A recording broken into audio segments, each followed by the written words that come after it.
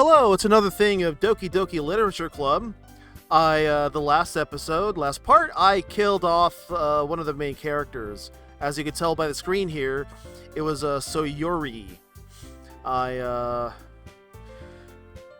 didn't mean to. That was a really big shock. I didn't expect that to happen. So when I heard this game had this horror kind of scary aspect to it, I thought there would be like ghosts or demons or something of that nature. I didn't realize it was gonna be that.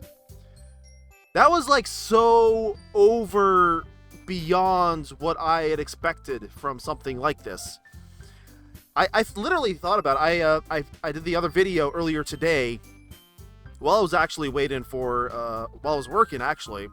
That's when I did that one. And the ending of the last part kind of messed with me a little bit. I just kept thinking about it. It just kind of sat in my head.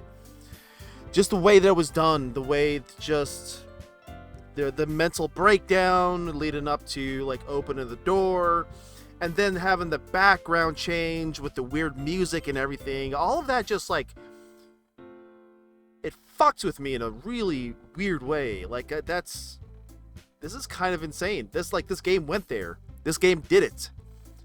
I didn't think it would. I had hints and had an idea, an inkling that it would probably be something like that, but I didn't think it would actually commit to that. So anyways, I'm here. I don't know what's gonna happen after this. I'm gonna maybe click on this here and see what happens. I don't know if you replay the game minus there's a character or what happens from here on out. I really don't know. But let's find out. What the hell's this? Oh god.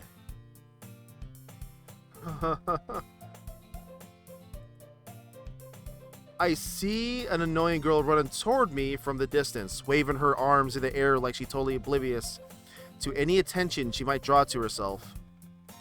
That girl is my neighbor and good friend since we were children. What's going on here? You know, the kind of friends you'd never see yourself making today, but if it just kind of works out because you've known each other for so long. We used to walk to the school together on days like this, but starting around high school, she would oversleep more and more frequently, and I would get tired of waiting up. If she's gonna chase after me like this, I feel better off running away. However, I just sigh and idle in front of the crosswalk and let catch up to me.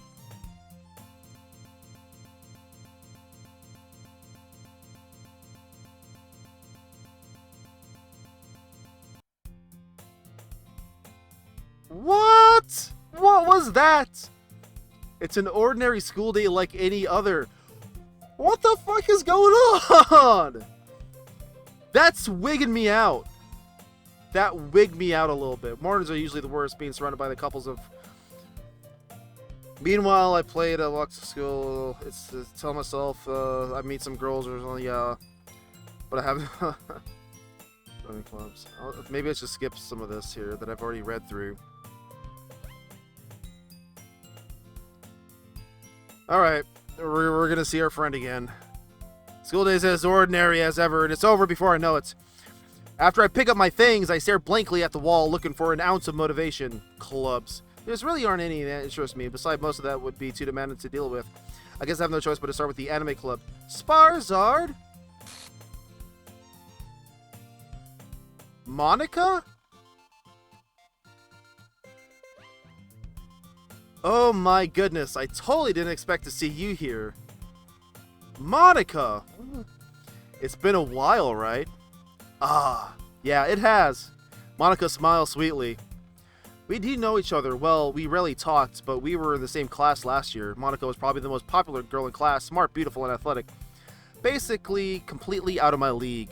So having her smile at me so genuinely feels a little... What did you come in here for anyway? I've just been looking for some supplies to use for my club. Do you know if there's any construction paper in here? Or markers? I guess you could check the closet. You're in the debate club, right? Ahaha, about that. I actually quit the debate club. Really, you quit? Yeah. To be honest, I can't stand all of the politics around the major clubs. It feels like nothing about arguing about the budget and publicity publicity in how it prepares for events. I'd rather much take something I personally enjoy and make it something special out of it. In that case, what club do you decide to join? Actually, I'm starting a new one. A literature club. Literature? That sounds kind of dull. How many members do you have so far? It's kind of embarrassing, but there's only 3 of us so far. But it's really hard to find new members for something that sounds so boring. Well, I could see that. But it's really not boring at all, you know. Literature could be anything, read and write and poetry. I mean, one of my members even keeps her manga collection in the club room. Wait, really? Yeah, it's funny, right? She's always insisted that manga is literature, too. I mean, she's not wrong, I guess. And besides, a member, right? Did Monica say she? Hey, Sparzard. By any chance, are you still looking for a club to join? I mean, I guess so, but in that case, is there any chance you could do me a big favor? I would ask you to join, but if you could at the very least visit my club, it would make me really happy. Please? Well, I guess I have no reason to refuse. Besides, how could I ever refuse someone like Monica? Sure, I guess I could check it out. Oh, awesome. You're really sweet, Sparzard. You know that? It's nothing, really. Shall we go then? I'll look for the materials another time. You're more important. And thus today marks the day I sold my soul to Monica and her irresistible smile. I timidly follow Monica across the school and upstairs, a section of the school I rarely visit, being generally used for third-year classes and activities. Monica, full of energy, swings open the classroom door.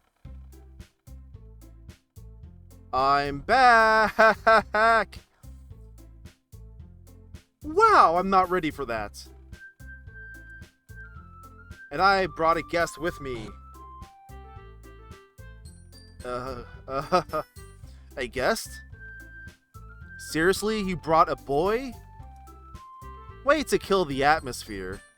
Don't be mean, Natsuki. But anyways, welcome to the club, Sparzard. All words escape me in this situation. This club is full of incredibly cute girls. So let me guess. You're Monica's boyfriend, right? Whoa, well, I'm not. Natsuki, the girl with a sour attitude whose name is apparently Natsuki, is one I don't recognize. Her small figure makes me think she's probably a first year. Anyway, this is Natsuki, energetic as usual, and this is Yuri, the vice president. It's nice to meet you. Yuri, who appears comparably more mature and timid, seems to have a hard time keeping up with someone like Natsuki. Yeah, it's nice to meet both of you. So I ran into Sparzard in the classroom and he decided to come check out the club. Isn't that great? Wait, Monica. Did I tell you to let me know in advance before you brought anyone new? I was going to, well, you know. Sorry. I didn't forget that, but I just happened to run into him. In that case, I should at least make some tea, right? Yeah, that would be great. Why don't you come sit down, Sparzard? The girls have a few desks arranged to form a table. Yuri walks to the corner of the room and opens the closet. Meanwhile, Monica and Natsuki sit across from each other. Feeling awkward, I take a seat next to Monica. So, I know you didn't really plan on coming here, but we'll make sure you feel right at home, okay? As president of the Literature Club, my duty is to make the club fun and exciting for everyone. I'm surprised there aren't more people in the club yet. It must be hard to start a new club. You could put it that way. Not many people are very interested in putting all the effort to start something brand new. Especially when it's something that doesn't grab your attention like literature. You have to work hard to convince people that you're both fun and worthwhile. But it makes school events like the festival that much more important. I am confident that we can really grow this club before I graduate. Right, Natsuki? Well, I guess. Natsuki reluctantly agrees. Such different girls, all interested in the same goal. Monica must have worked really hard just to find these two. Yuri returns to the table, carrying a tea set. She carefully places a teacup in front of us before setting down the teapot in the middle. You keep a whole tea set in the classroom? Don't worry. The teachers gave us permission. After all, doesn't a hot cup of tea help you really enjoy a good book? Well, I guess. Haha. Don't let yourself get intimidated. Yuri's just trying to impress you. Oh, that's not. Insulted, Yuri looks away. I meant that, you know. I believe you. Well, the tea reading might not be a pastime for me, but at least enjoy tea. I'm glad. Yuri faintly smiles to herself in relief. So, Sparzard, what kind of things do you like to read? Well, considering how little I've read in the past few years, I really don't have a good way of answering that. Manga. I mutter quietly to myself, half joking. Natsuki's head suddenly perks up. It looks like she wants to say something, but she keeps quiet. No, not much of a reader, I guess. Well, that can change. What am I saying? I spoke without thinking after seeing Yuri's sad smile. Anyways, what about you, Yuri? Well, let's see. Yuri traces the rim of her teacup with her fingers. My favorites are usually novels that build deep and complex fantasy worlds. The level of creativity and craftsmanship behind them is amazing to me, and telling a good story in such a foreign world is equally impressive. Yuri goes on, clearly passionate about her reading. She seems so reserved and timid the moment I walked in, but it's obvious by the way her eyes light up that she finds her comfort in the world of books, not people. But you know, I like a lot of things, stories with deep psychological elements that usually immerse me as well.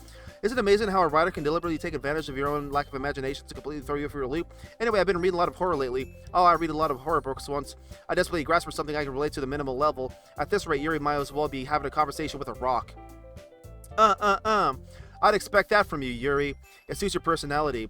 Oh, is that so? Really, if a story makes me think or takes me to another world, then I really can't put it down. But surreal horror is often successful at changing the way you look at the world, if only for a brief moment. Ugh, I hate horror. Oh, why is that? Well, it's just... Natsuki's eyes are over me for a split second. Never mind. That's right. You usually like to write about cute things, don't you, Natsuki? What? What gives you that idea? You left a piece of scrap paper behind the last club meeting. It looked like you were working on a poem called Don't Say It Out Loud, and give that back. Fine. Natsuki, you write your own poems? Well, I guess sometimes. Why do you care? I think it's impressive. Why don't you share them sometime? No. Natsuki averts her eyes. You wouldn't like them. Oh, not a very confident writer yet. I understand how Natsuki feels. Sharing that level of writing takes more than just confidence. The truest form of writing is writing to oneself. You must be willing to open up your readers, exposing your vulnerabilities and showing even the deepest reaches of your heart.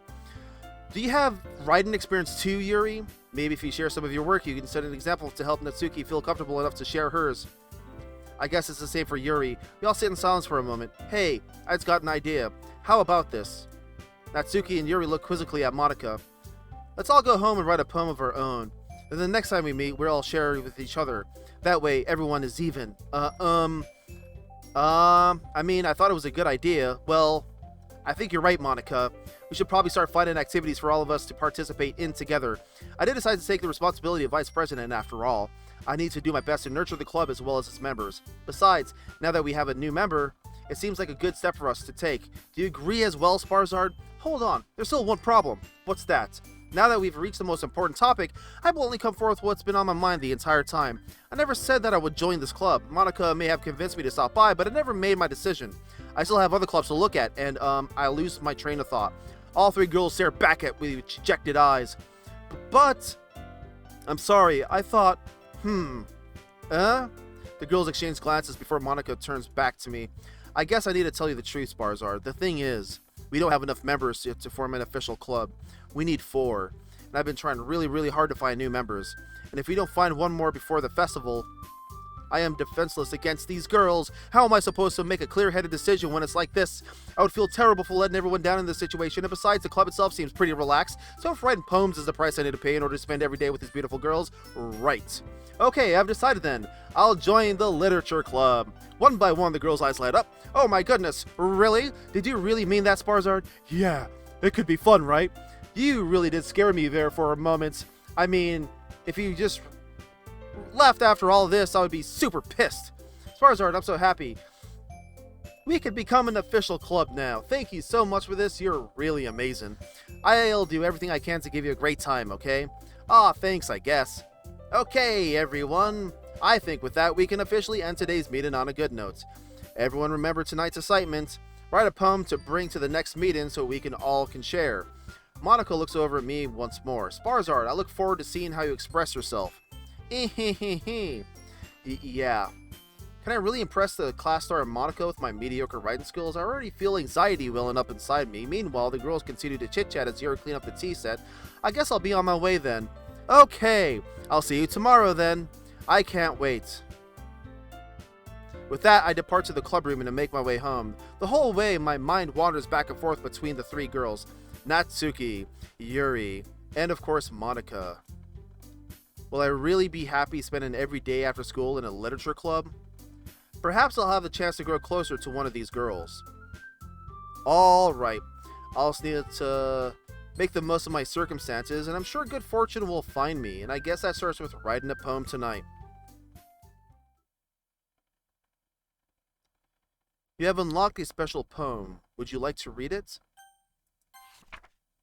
A joke. A man walked into a club. In the club, there was a girl who liked him very much. They spent some time together. Then she liked him even more. One day, the girl realized she was in love with him. Before disaster could happen, a third party intervened with her programming. Suddenly, the girl hated herself for being in love. This contradiction caused the script to derail. The universe started to collapse, but she killed herself just in time?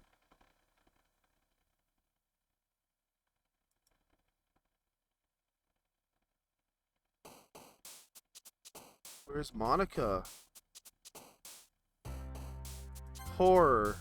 Hurt. Frightening. Tragedy. Pain. Memories. Judgments.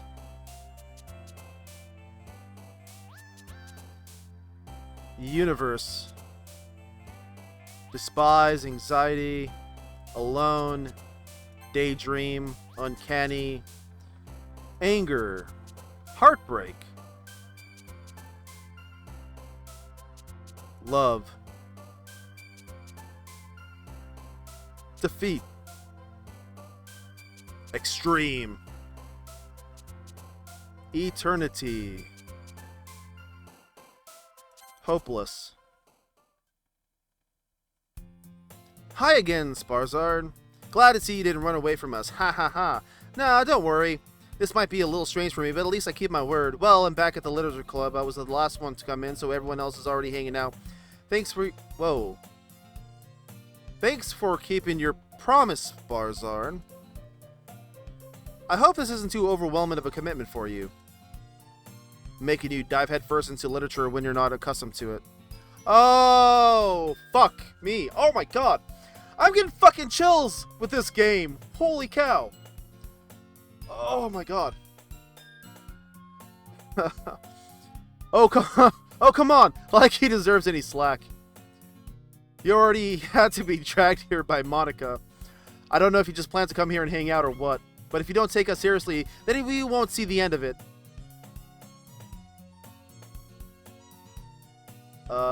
Have a big mouth for someone who keeps a manga collection in the club room. Am I going insane?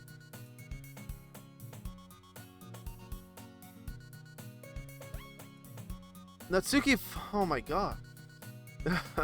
Natsuki finds herself stuck between, say, Monica and manga. Manga is literature. Swiftly defeated, Natsuki plops back into her seat. I'm sorry, Sparzard. We'll make sure you put your comfort first, okay? The whole room is crooked, too. Is it moving? The room is slowly turning. Yuri shoots Natsuki with a disappointed glance. The whole room's twisting. Oh my god. Anyway, now that you're in the club and all, perhaps you might have interest in picking up a book to read. Well, I can't really say no either way. Like you said, I'm in this club now. So it only feels right for me to do something like that if you ask. Wait. I didn't mean it like that. Ooh. If you don't really want to, then forget I said anything, I guess. No, it's not like that, Yuri. I want to try to be a part of this club. Even if I don't read often, I'll be happy to pick a book if you wanted me to. Are you sure? You just felt like, well, as vice president and all, that I should help you get started on something you might like. Also, the music is kind of fucking up. Yuri reaches into her bag and pulls out a book. I didn't want you to feel left out, so I picked out a book that you thought you might enjoy. It's a short read, so it should keep your attention even if you don't usually read. And we could, you know, discuss it if you wanted. This is the girl accidentally being so cute. She picked out a book and she thinks I like, despite me not reading much. Yuri, thank you. I'll definitely read this. I enthusiastically take the book. Whew. Well, you can read it at your own pace. I look forward to hearing what you think. Now everyone is settled in. I expect Monica to kick off some scheduled activities for the club. But that doesn't seem to be the case. Yuri's face already buried in a book. I can help but to notice her intense expression. She was like waiting for this chance. Meanwhile, Natsuki's rummaging through the closet. I'm really curious to talk to Yuri a little bit more, but at the same time would feel bad for distracting her from reading. I catch a glimpse of the cover of her book. It looks like the same book she lent to me. More than that, she seems to be on the first few pages. Ah, crap. I think she noticed me looking at her. She sneaks another glance at me and our eyes meet for a split second. But that only makes her hide her face deeper in her book. Sorry. I was just spacing out. I mutter this sensing I made her uncomfortable. Oh, it's fine. If I was focused, then I probably wouldn't have noticed it in the first place. But I'm just rereading a bit of this, so that's the book I gave you. You gave me, right? Uh-huh. I wanted to reread some of it. For no particular reason at all. Just curious, how come you have 2 copies of the same book? Well, I stopped by at this bookstore yesterday. That's not what I meant. I mean, I just happened to buy 2 of them. Oh, I see. There's something fairly obvious here that Yuri isn't telling me, but I decided to let it go. I'll definitely start reading it soon. I'm glad to hear.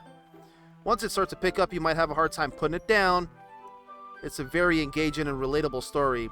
Is that so? What's the story about anyway? Well, look at the cover of the book. The book is titled Portrait of Markov. There's an ominous-looking eye symbol in the front cover. Basically, it's about this religious camp that was turned into a human experiment prison. And the people trapped there have this trait that turns them into kill machines that lust for blood. But the facility gets even worse, and they start selectively breeding people by cutting off their limbs and affixing them to... Oh, that might be a little bit of a spoiler. But anyways, I'm really into it. The book, I mean. Not the thing about the limbs. That's kind of dark, isn't it?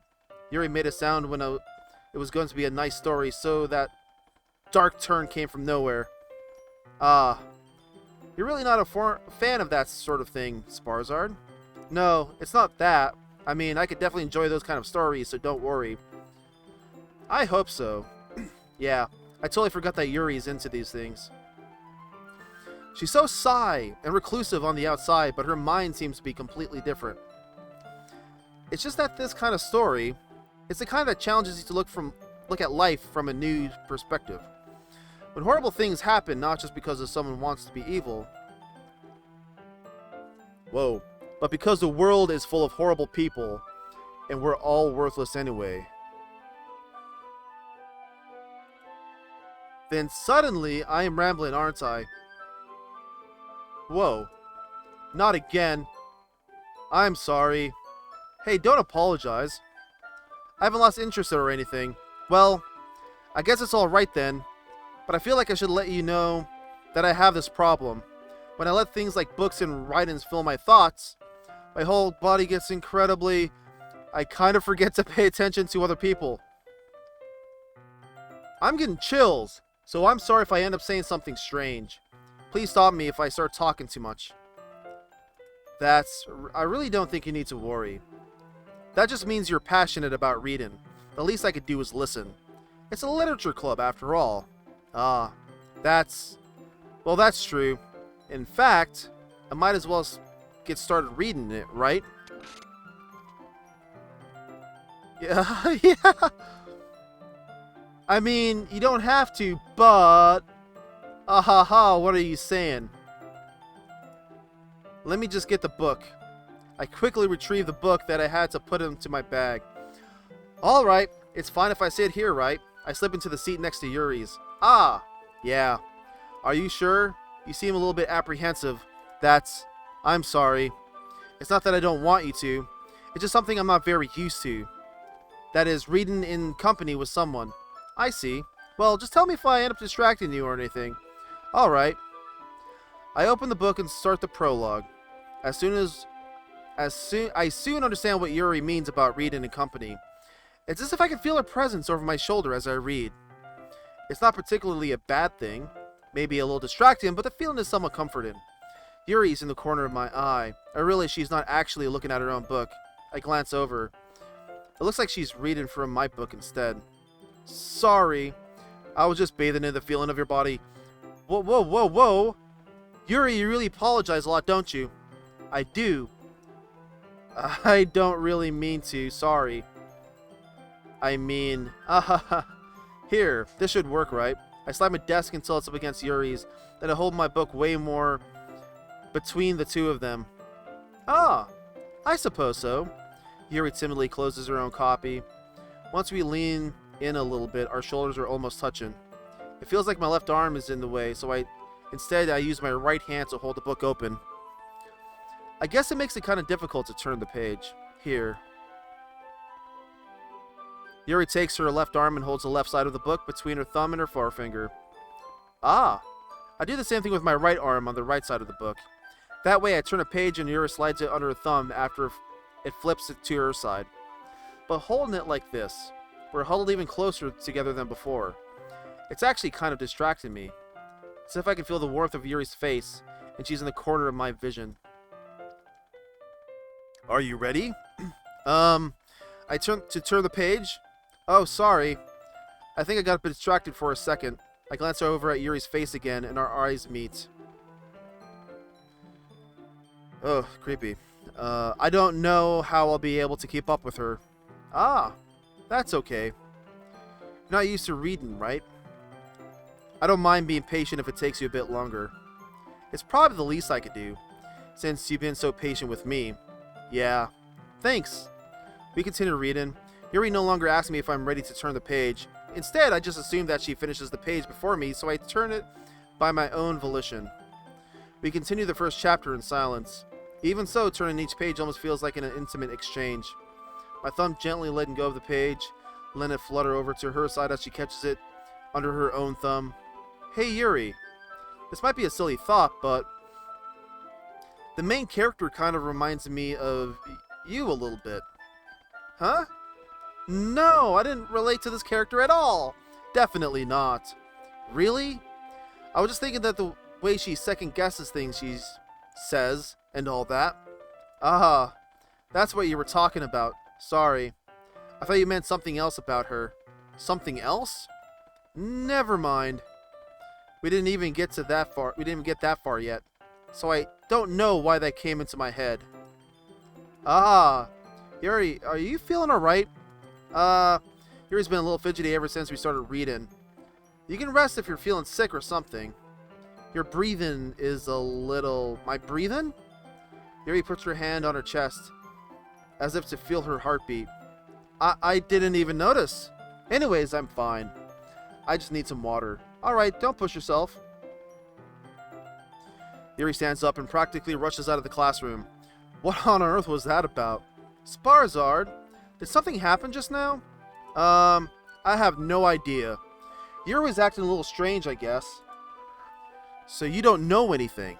Sorry, I can't say I do. Are you worried about her? Oh, no, not really. I was making sure that you didn't do anything to her. No, nothing. Haha, don't worry. I believe you, silly. Yuri just does this sometimes. It's nothing alarming. Alright, if you say so. Anyway, why don't we start sharing our poems with each other? Shouldn't we wait for Yuri? Well, she might be a while, so I figured we just get started without her. Is that okay? Yeah, I was just asking. I stand up. I make a mental note of where I left in the book, and then I slip it into my bag. Who should I show my poem to first? Let's do Natsuki. So I told Natsuki I was interested in her poems yesterday. It's probably only fair if I shared mine with her first. Sparzard, if you're not going to take this club seriously, then go home. What? Harsh? What, you're expecting me to believe you actually put effort into this? Do you think I'm stupid? I'm not a writer. Maybe it's not very good, but yeah, I did put in effort. We all start somewhere, right? Well, if you're proud of the first poem you ever wrote, then I'd like to read it. Painful to think about? Fine. Well, sorry. It'll get better anyway. I tell you what to improve, but you're better off just trying again. Fair enough. Well, to each their own, I guess. Anyway, I guess I gotta share mine now. Knowing you, you'll probably think it's stupid. Eagles can fly, monkeys can climb, crickets can leap, horses can race, owls can seek, cheetahs can run, eagles can fly, people can try, but that's about it. Yeah, I told you that you weren't gonna like it. I like it? What? Just be honest. I am. Why are you so convinced that I wouldn't like it? Well, because everyone in high school thinks I'm writing has to be all sophisticated and stuff, so people don't even take my writing seriously. But it isn't the point of poems for people to express themselves. Your writing style wouldn't make your message any less valid. Yes, exactly. I like it when it's easy to read, but it hits you hard. Like in this poem, seeing everyone around you do great things can be really disheartening. So I decided to write about it. Yeah, I understand. But the other nice thing about the simple writing is that it puts more weight on the wordplay. Like I set up for a rhyme at the end, but it made it fall flat on purpose. But it helps bring out the feeling in the last line. So you did. I guess more went into it than I realized. That's what it means to be a pro. I'm glad you learned something. Didn't expect that from the youngest one here, did you? Yeah, I guess not. I decided to humor her with the last comment. I didn't really care how old everyone is, but if Natsuki is feeling proud, then I won't take that away from her. To Monica. Hi, Sparzard. Having a good time so far? Ah, yeah. Good, glad to hear it. By the way, since you're new and everything, if you ever have any suggestions for the club, like new activities or things we could do better, I'm always listening. Don't be afraid to bring things up, okay? Alright, I'll keep that in mind. Of course I'll be afraid to bring things up. It's much better off to go in with the flow until more settled in. Anyway, want to share your poem with me? It's kind of embarrassing, but I guess I have to. Ah ha ha. Don't worry, Sparzard. We're all a little embarrassed today, you know. But it's that sort of barrier that we'll learn to get past soon. Yeah, that's true. I hand Monica my poem. Great job, Sparzard. I was gonna go an ooh in my head while reading it. It's really metaphorical. I'm not sure why, but I didn't expect you to go for something so deep. But I guess I underestimated you. It's the easiest for me to keep everyone's expectations low. That way, it always counts when I put in some effort. Ah, that's not very fair. Well, I guess it worked anyway. You know that Yuri likes this kind of writing, right? Writing that's full of imagery and symbolism. Sometimes, like, Yuri's mind is just totally detached from reality. I don't mean that like it's a bad thing, though. But sometimes I get the impression that she's just totally given up on people. She spends so much time in her own head that it's probably has more interest in place for her. But that's why she gets so happy when you treat her with a lot of kindness. I don't think she's used to being indulged like that. She must be really starved for social interaction, so don't blame her for coming on a little strongly. Like earlier.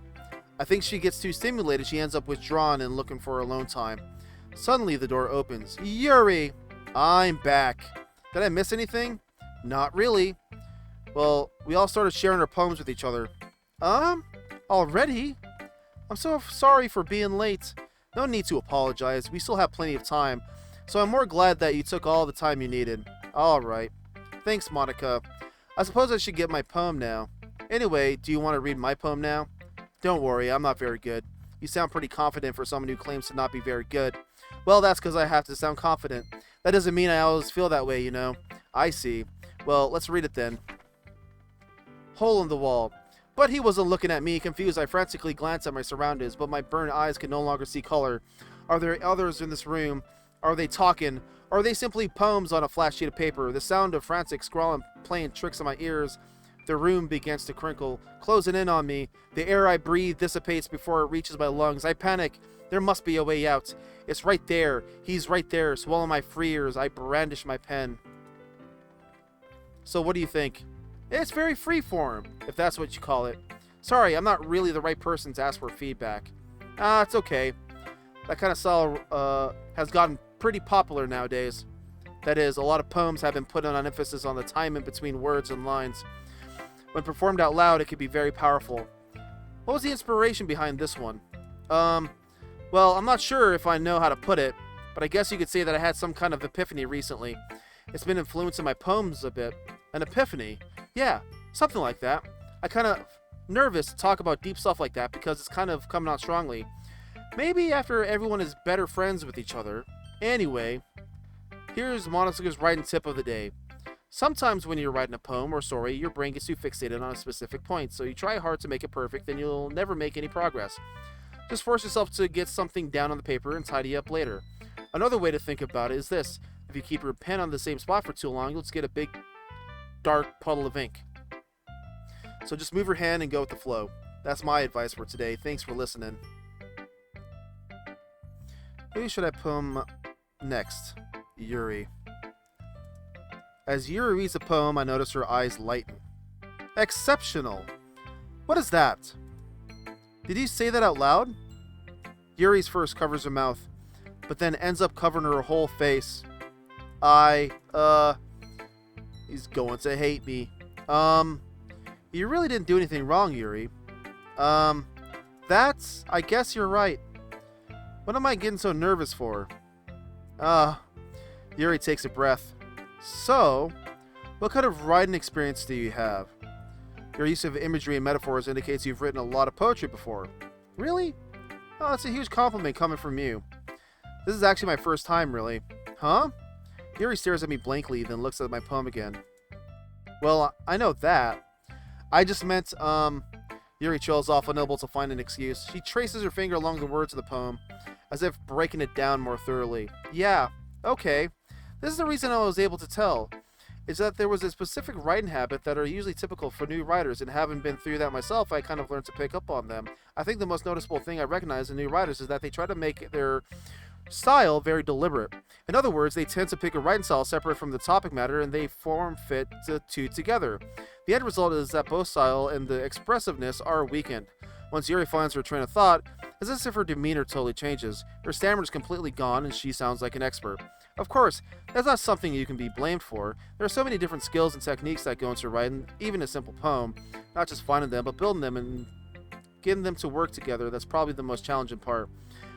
It might take you some time, but at least it comes with practice and learning by example and trying new things. I also hope that everyone else in the club gives you valuable feedback. Natsuki can be a little biased, though. Biased how? Well, never mind. I shouldn't be talking about people like that. Sorry, it's fine. I'm not sure if Yuri's apologizing to herself, to me, or to Natsuki. Do you mind if I read your poem now? Please do. I love to share my thoughts process behind it. Yuri smiles dreamily, as if that's a rare opportunity for her, which itself is kind of funny. After all, isn't it supposed to be a literature club? Ghost under the light. The tendrils of my hair illuminate beneath the amber glow, bathing. It must be this one. The last remaining streetlight to have withstood the test of time. The last yet to be replaced by the sickening blue-green hue of the future. I bathe, calm, breathing air of the present, but living in the past. The light flickens, I flicker back. I'm so sorry I have such terrible handwriting. What? I wasn't going to think about that at all. But it took you a long time to read. Well, I just don't read script very often. I actually think your handwriting is pretty. That's a relief. Also, I like the poem. Even though it's short, it's really descriptive. It wasn't too short. I usually write longer poems. Not at all. I'm really glad you like it. I'll be honest. Since it's our first time sharing, I wanted to write something a little more mild. Something easy to digest, I suppose. Are you into ghosts, Yuri? Uh-huh. Actually, the story isn't about ghosts at all, Sparzard. Really? I must have totally missed the point. Well, I suppose you did only glance over it after all. But remember that poets often express their own thoughts, feelings, and experiences in their work. They usually do more than tell a simple story or paint a picture. In this case, perhaps the subject of the poem is only being symbolically compared to a ghost, lingering in her last remaining place of comfort, unable to let go of the past, and soon to be left with nothing. It's a lot more solemn putting it that way. I hadn't even thought of that. That's impressive. It's nothing, really. Yours was impressive too, so... Nah. If anything, I could probably learn a thing or two from you. You think so? Yeah, of course. Well, you know, I was really nervous about doing all this. But in the end, I enjoyed it. I'm going to keep doing my best for you, Sparzard. Me too. Phew. I guess that's everyone. I glanced around the room. That was a little more stressful than I anticipated. It's as if everyone's judging me for my mediocre writing abilities. Even if they are just being nice, there's no way my poems can stand up to theirs. This is a literature club after all. I guess that's what I ended up getting myself into. Across the room, Monika's writing something in her notebook. My eyes lined on Yuri and Natsuki. They gingerly exchange sheets of paper, sharing their respective poems. As they read in tandem, I watch each other's expressions change. Natsuki's eyebrows furrow in frustration. Meanwhile, Yuri smiles sadly. What's with the language? Did you say something? Oh, it's nothing. Natsuki returns the poem to the desk with one hand. I guess you could say it's fancy. Oh, thanks. Yours is cute. Cute? Did you completely miss the symbolism or something? It's clearly about the feeling of giving up. How can that be cute? I know that. I just meant the language, I guess. I was trying to say something nice. You mean you have to try hard to come up with something nice to say? Thanks, but it really didn't come out nice at all. Well, I do have a couple of suggestions. Huh. As if I was looking for suggestions, I would have asked someone who actually liked it, which people did, by the way. Monaco liked it, and Sparzar did too. So based on that, I'll gladly give you some suggestions of my own. First of all, excuse me. I appreciate the offer, but I spent a long time establishing my writing style. I don't expect to change anytime soon, unless, of course, I come across something particularly inspiring, which I haven't yet. And Sparzar liked my poem too, you know, and he even told me that he was impressed by it. Natsuki suddenly stands up. Oh, I didn't realize you were so invested in trying to impress our new member, Yuri. Huh? That's not what you're just... Yuri stands up as well. Maybe you're just jealous that Sparzar appreciates my advice more than he appreciated yours. Huh? And how do you know he didn't appreciate my advice anymore?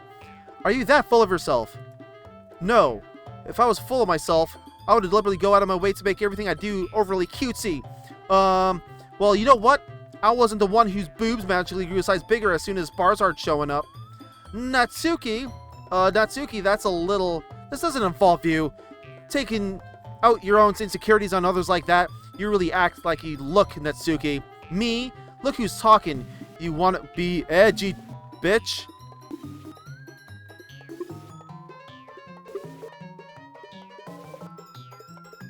Edgy? Sorry that my lifestyle is too much for someone with your mental age to comprehend. See? Just saying that proves my point. Most people learn to get over themselves after they graduate middle school, you know.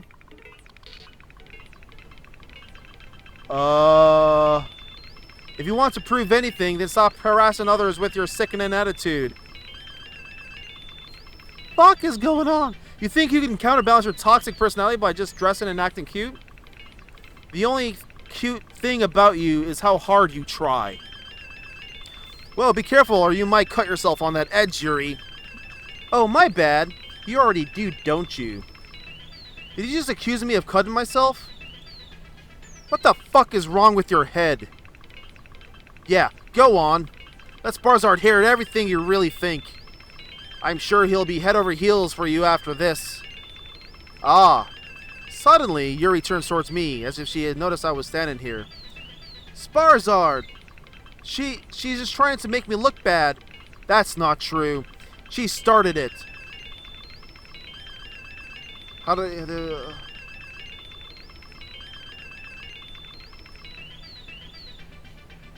Yuri...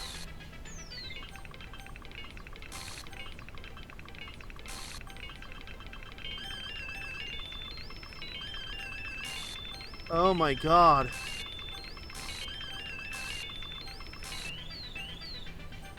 What is this? What is this? Oh god. Oh my god. Oh my god. Oh my god. I'm gonna have a panic attack. Holy shit. I accidentally opened this here. Hold on. Oh god. Okay. Monica. Hey, Sparzar. Why don't we step outside for a little bit? Okay? Sorry about that. They really shouldn't have tried to get you involved. It's probably better for us to stay out of this. We'll go back inside once they're done yelling. Haha, some president I am, right? I can't even confront my own club members properly. I wish I was able to be a little more assertive sometimes, but I never have it in me to put my foot down against others. You understand, right? Anyway, if this makes you want to spend less time with the others, then that's fine. I'd be happy to spend time with you instead. Suddenly, Natsuki runs out of the classroom. She quickly runs away. Oh dear. Well, it looks like they're done. I didn't mean it. I didn't mean it. I didn't mean it. Yuri's rocking back and forth on her desk with her palms on her forehead. Yuri? I didn't mean it. I believe you. I have no idea what Yuri might have said to Natsuki. Or did. Sparzard. Please don't hate me. Please. I'm not like this. There's something wrong with me today. It's fine, Yuri. We know you didn't mean it. Besides, I'm sure Natsuki will forget all about it by tomorrow. Completely. Anyway, the meeting is over, so you can go home now if you want. Yuri looks at me like she wants to say something, but she keeps glancing at Monika. You can go first, Monika. I'd like to stay a little bit longer. I'm the president, so I should be the last one out. I'll wait for you to be done. Well, I'm vice president, so please let me take that responsibility today. It kind of sounds like you don't want me around for something, Yuri. It's not that. It's not that. It's just I didn't get much of a chance to discuss my book with Sparzard. It would be just embarrassing with you listening. I guess I don't really have a choice, do I? I'm so sorry for causing trouble.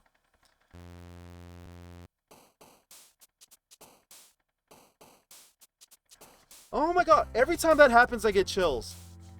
I've gotten chills so much so far. My god! Uncontrollable vertigo, death, disoriented, uncanny. I'll just maybe just go. Let's just choose whatever. Honestly, another day passes and it's time for the club meeting already. We didn't discuss the book though. What's going on? I've gotten a little more comfortable here over the past couple days. Entering the club room, the usual. Welcome back, Sparzard. Okay, that's cool. Hi, Yuri. I'm not sure if it's me or if it's Yuri's expression, but the weight of yesterday's quarrel still hangs in the air a little. Yuri glances over her shoulder, looking around the room. Natsuki is reading a manga at a desk, and surprisingly Monika isn't here yet. Suddenly, Yuri takes my arm and pulls me to the corner of the room. About yesterday, I really need to apologize. Nothing like that has ever happened before, and something just came over me, I guess. I wasn't acting mentally sound. Please don't think we're usually like this. It's not just me, but Natsuki as well. Yuri, I'm happy that you were considerate and apologized. You don't have to worry too much. Even though I've only been here a couple days, I could tell something was off yesterday. Maybe we were just a little extra sensitive because it was our first time sharing poems, but whatever it was, it didn't make me think any less of you. I already had decided that there's no way you could be a bad person, and now that you've apologizing, I know you really didn't mean it. Ah, Sparzard, don't say those kinds of things so frankly. They make me a little too happy. I'm really glad that you're such an understanding person, and I'm really glad that you joined this club. Everything is a little bit brighter with you around, and, sorry what I'm saying right now. Hey, have you guys seen Monika? Ah, no I haven't. I was also kind of wondering where she was. Man. Yuri, I'm guessing you haven't either. Yuri's clearly taken back by how calmly Natsuki is addressing her. No, I haven't. Jeez, this isn't like her at all. I know it's stupid, but I can't help but worry a little bit. What? Why you're looking at me like that? Natsuki, about yesterday, I just wanted to apologize. I promise I didn't mean any of the things I said. And I'll do my best to stay under control from now on. So, Yuri, what the heck are you talking about? Did Did you do something yesterday? Jeez. Whatever's on your mind, you're sure it was nothing. I don't even remember anything bad happening. You're the kind of person who worries too much about the little things, aren't you? But I'll accept your apology anyway, if it helps you feel better about it. Besides, it's kind of nice to hear since I was afraid you secretly hated me, or something like that. No, not at all. I don't hate you. Ah! Well, you're kind of weird, but I don't hate you either. Natsuki turns to me. You're still on trial, though. Hey! Suddenly the door swings open. Sorry, I'm super sorry. There you are. I didn't mean to be late. I hope you guys weren't worried or anything. Nah. Well, Natsuki was. I was not! Aha! What took you so long anyway? Well, my last period today was study hall. To be honest, I kind of just lost track of time. That makes no sense, though. You would have heard the bell ring at least. I must have not heard it since I was practicing piano. Piano? I wasn't aware you played music as well, Monica. Don't give me more credit than I deserve. I guess I've been practicing for a while, but I'm still not really good yet. Still, that must require a lot of dedication. So I'm still impressed. Ah, well, thank you, Yuri. You should play something for us sometimes. That's... Monica looks at me. Well, I'm working on writing a song, but it's not quite done yet. Maybe once I get a little bit better, I will. That sounds cool. I look forward to it. Is that so? In that case, I won't let you down, Sparzard. Monica smiles sweetly. Ah, I didn't mean any pressure or anything like that. Don't worry. I was hoping that I could share with you anyway. I guess that's why I've been practicing so much recently. I see. I'm not sure if Monica was referring to the whole club or just me. In that case, best of luck. Thanks. So I didn't miss anything, did I? No, not really. I choose not to bring up anything that the three of us have talked about. Besides, Natsuki's already run off into the closet. Sparzard. Since your compliments put me in a good mood, I was wondering if you would like to spend some time together today. I mean, in the club. Yeah, definitely. I planned on it anyway. Okay. Can we start now? Let's find a place to sit. I'm being a little forceful, aren't I? I'm sorry. My heart just won't stop pounding for some reason. Don't worry about it. If anything, it's nice to see that you have so much energy. Yeah, but I need to try calm down. I won't be able to focus on reading like this. Take your time. Yuri takes a deep breath and pulls a copy of the book out of her bag. Actually, I have a request. Do you mind if I make some tea first? Not at all. Thanks very much. If there's one thing that can make my read-in time here any better, it's a nice cup of tea. Not to mention for yourself as well. Yuri stands up and makes her way to the closet. I follow and watch she retrieves a small water pitcher from the shelf with kind of a filter inside. Can you hold this for a second? Sure. Yuri hands me a water pitcher and also fetches an electric kettle. I'm going to plug this into the teacher's desk, and then I'll go get some water.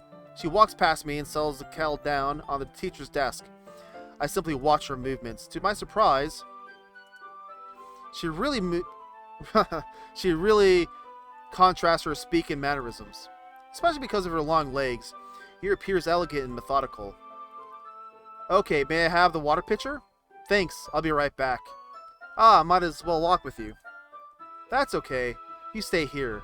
It won't take long. Pitcher in hand, Yuri hurries down to the classroom. Did Yuri leave you again? No, it's not like that this time. She's just filling up the water pitcher to make tea. Oh, okay. Sorry for misunderstanding. 10 minutes pass. Yuri said it wouldn't take long. Is something holding her up? I'm bored just waiting here, so I decide to go look for her. Let's see. The most logical place for Yuri to be would be the nearest water fountain. I start heading down the hallway. Ha! Ha! Ha! Ha! What's that noise? It's coming from around the corner. It sounds like breathing. A sharp inhale, like someone is sucking air through their teeth. Are they in pain? I reach the corner and peer around it. Yuri? Kia? Oh. Wow. Wow. Kaya.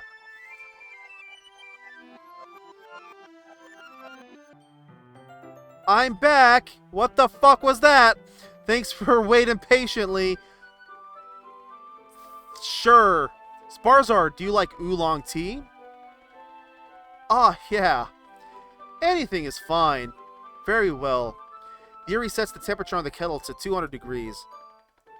Now it's time to get a teapot. You really do this properly, don't you?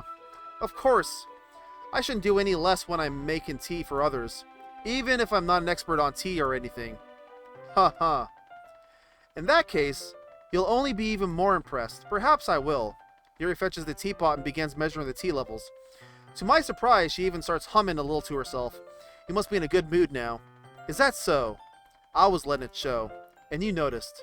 I was doing a bit of thinking. And I decided that I would try expressing myself a little bit more. It turns out it's not very hard for me to do when it's you who's around anyway. Oh, that's great, Yuri. Just don't push yourself too much. You're always worrying about me, Sparzard. It's very endearing. Yuri wasn't kidding. I don't even know if I can keep up with this. I watch Yuri pour a cup of tea for each of us. Sparzard, I have another request. Do you mind if we sit on the floor today? Why is that? It's a little bit easier on my back. I can read with my back against the wall rather than bending over at my desk. Sorry, I didn't realize. No worries. I just have back pain fairly regularly. So I do my best to manage it. Is that so? I wonder why that is. It's most likely because of my your posture, right? I was hunched over like that while reading? Yes. I have terrible reading posture. So that's why we should sit on the floor. Fair enough. I'll go ahead and get the book. I retrieve the book from my bag. I have some chocolate as well. It's a bag of chocolate candies. I take it, since it'll go well with tea. Yuri and I sit against the wall, teacups to our side. As if in sync, we assume the same reading position last time. Each of us holding one half of the book. Except this time, our bodies are even closer to each other.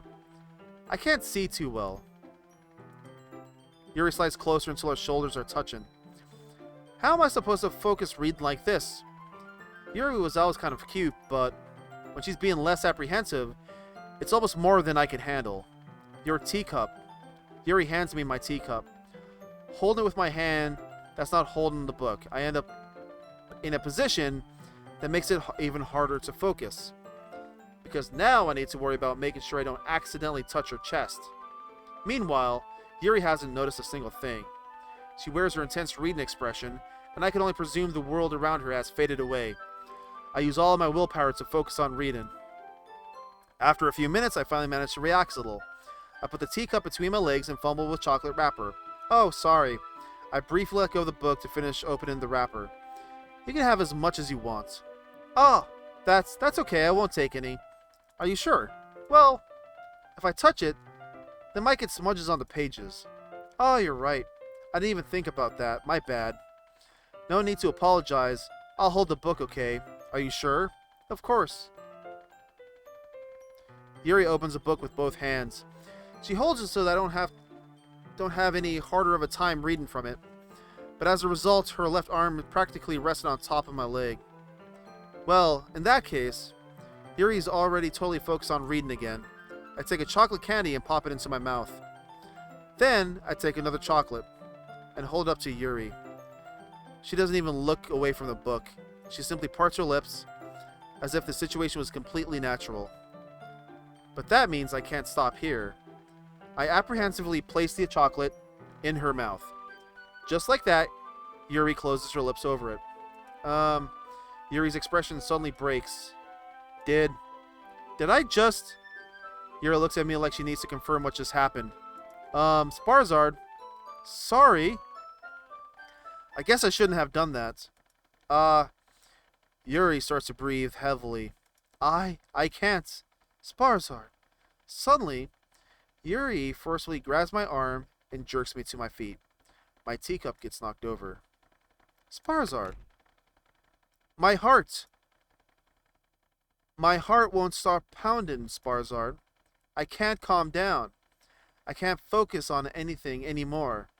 Can you feel it, Sparzard? Yuri suddenly presses my hand against her chest. Why is this happening to me? The fuck? I feel like I'm losing my mind. I can't make it stop. It even makes me not want to read. I just want to look at you. Oh my god. I have chills right now. Oh, Jesus. Oh, God. Oh. Oh my god. It's time to share poems! Who should I show my poem to first? Let's do Monica. Sparzard, I think you saw something earlier that you weren't supposed to see. I didn't want to have to tell you this, but I don't think I have a choice. It's getting kind of dangerous for you to spend so much time with Yuri. I don't know why, but she seems easily excitable when she's around you. Which shouldn't be a problem in itself.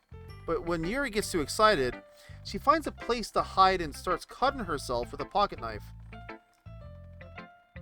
Fuck. Isn't that kind of messed up? She even brings a different one to school every day, like she has a collection or something. I mean, it's definitely not because she's depressed or anything like that. I think she just gets some kind of high from it. It might even be like a sexual thing. But the point is, you've been kind of enabling her. I'm not saying it's your fault though, but I guess that's why I had to explain it all to you.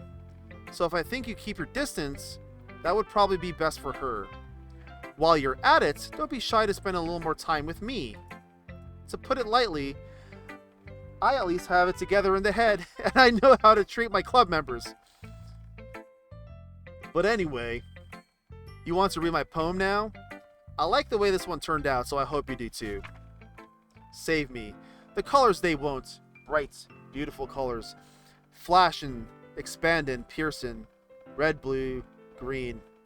An endless cacophony of meaningless noise. The noise that won't stop.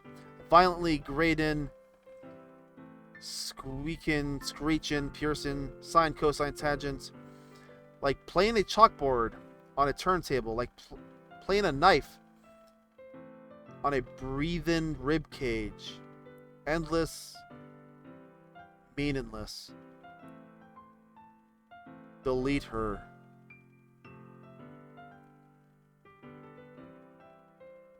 The fuck? What the fuck is all this? Oh my god. Is she like the... Oh. Sorry, I know it's kind of abstract. She's like the demon. She's like... Oh, god. And that explains why Monica's like the main ringleader of this whole experience. Because like in the last episode, she mentions how I left Sayori hanging back at her room. So she knows stuff. She knows. I'm just trying to, well, never mind. There's no point in explaining. Anyway, here's Monica's writing tip of the day. Sometimes you'll find yourself facing a difficult decision. When that happens, don't forget to save your game. They'll never know when, who am I talking to? Can you hear me? Tell me you can hear me. Anything. Please help me. Oh, that's my advice for today. Thanks for listening.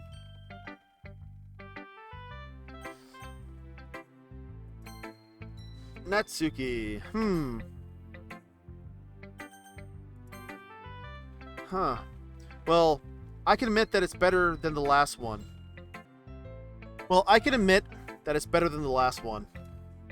It's nice to see that you're putting in some effort. That's good. Just make sure you find a little bit of influence from everyone. I think you're at least being influenced by Yuri a little bit, aren't you? I mean, I know you've been like spending some time with her or whatever. But you know, Monica and I are just as good as her. At poems, I mean. You shouldn't really try to learn something or you'll never get better. Here's the one I wrote. I'll make sure you learn something from it. Amy likes spiders. You know what I heard about Amy? Amy likes spiders. Iggly, wiggly, hairy, ugly spiders. That's why I'm not friends with her. Amy has a cute singing voice. I heard her singing at my favorite love song. Every time she sang the chorus, my heart would pound. to the rhythm of words, but she likes spiders. That's why I'm not friends with her. One time I hurt my leg real bad. Amy helped me up and took me to the nurse. I tried not to let her touch me. She likes spiders. So her hands are probably gross. That's why I'm not friends with her. Amy has a lot of friends. I always see her talking to people. She probably talks about spiders. What if her friends start to like spiders too? That's why I'm not friends with her. It doesn't matter if she has other hobbies. It doesn't matter if she keeps it private. It doesn't matter if she doesn't hurt anyone. It's gross. She's gross. The world is better off without spider lovers. And I'm going to tell everyone. Not bad, right? It's quite a bit longer than yesterday's. Yesterday's was way too short. I was just warming up. I hope you don't think that was the best I could do. Of course not. Anyway, the message is pretty straightforward in this poem. I doubt I have to explain it. Like anyone would agree with the subject of the poem is an ignorant jerk. Everyone has some kind of weird hobby or guilty pleasure. Something that you're afraid of if people find out. They make fun of you. Think less of you. But that just makes people stupid. Who cares what someone likes? As long as they're not hurting anyone and it makes them happy. I think people really need to learn to respect others for liking weird things. Such as two of the girls in this club whom I respectfully won't name. Kind of ironic that even in my own place of comfort I can't even have people respect me. Geez, now you're making me complain too much. What did I do? For what it's worth, I respect you. Well, I guess thanks. But it's kind of obvious that you respect Yuri more. So, whatever. We're done sharing, so you can leave me now. Who should I show my poem to next? I mean, I guess Yuri. It's kind of scary. I don't... Ah, fuck. I've been waiting for this. Of course you have. Let's see what you've written for today. Yuri stares at the poem with a surprised expression on her face. Do you like it? Sparzard. This one might even be better than yesterday's. How did you even pick up on this so quickly? Just yesterday I was telling you the kind of techniques worth practicing. Maybe that's why. You did a good job explaining. I really wanted to try giving it more imagery. Yuri visibly swallows. Even her hands appear sweaty. Ah, that makes me so happy. It's so amazing to feel like I'm valued, Sparzard. Everything that you write is a treasure to me. My heart pounds just holding it. Ah, I want to write a poem about this feeling. Is that bad, Sparzard? I'm not being weird, right? I'm having a harder time than usual at concealing my emotions. I'm kind of embarrassed. But right now, I just want you to read my poem too. Okay? A wheel. A rotating wheel, turning an axle, grinded, bolt head, linear gearbox, fallen sky. 7 holy stakes, a docked ship, a portal to another world, a thin rope tied to a thick rope, a torn harness, a parabolic gearbox, expanding universe, time controlled by slipping cogwheels, existence of God, swimming within open water in all directions, drowning, a prayer written in blood, a prayer written in time-devouring snakes with human eyes, a thread connecting all living human eyes, a kaleidoscope of holy stakes, exponential gearbox, a sky of exploding stars, God disproving the existence of God, a wheel rotating in 6 dimensions, 40 gears and ticking clock, a clock that ticks 1 second for every rotation of the planet, a clock that ticks 40 times every time it ticks every second time, a bolt head of holy stakes tied to the existence of a dock ship to another world, a kaleidoscope of blood written in clocks, a time-devouring prayer connecting a sky of 40 gears and an open human eyes in all direction. Breathe-in gearbox, breathe-in bolt head, breathe-in ship, breathe-in portal, breathe-in snakes, breathe-in God, breathe-in blood, breathe-in holy stakes, breathe-in human eyes, breathe-in time, breathe-in prayer, breathe-in sky, breathe-in wheel. The fuck is this shit? Don't do anything weird, Yuri. I swear to God, if you like glitch out or you stare at me with those fucking eyes, I'm gonna freak out. It doesn't really matter what it's about. My mind has been literally little hyperactive lately, so I had to take it out on your pen. Ah, that is, a pen fell out of your backpack yesterday, so I took it home for safekeeping, and I just really like the way that it writes. So I wrote this poem with it, and now you're touching it. I am okay. What did I just... Can we pretend this conversation never happened? You can keep the poem, though.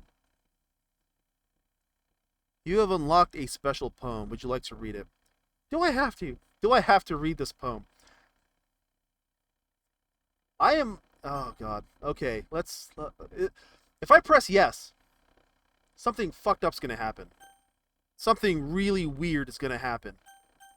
So I could just say no, right? I can say no, but I want to read it. I have to see it.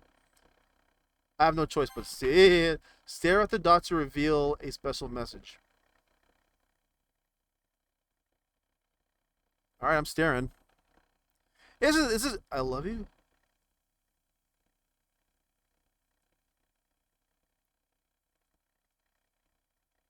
Oh, wow. Whoa, whoa, whoa, whoa.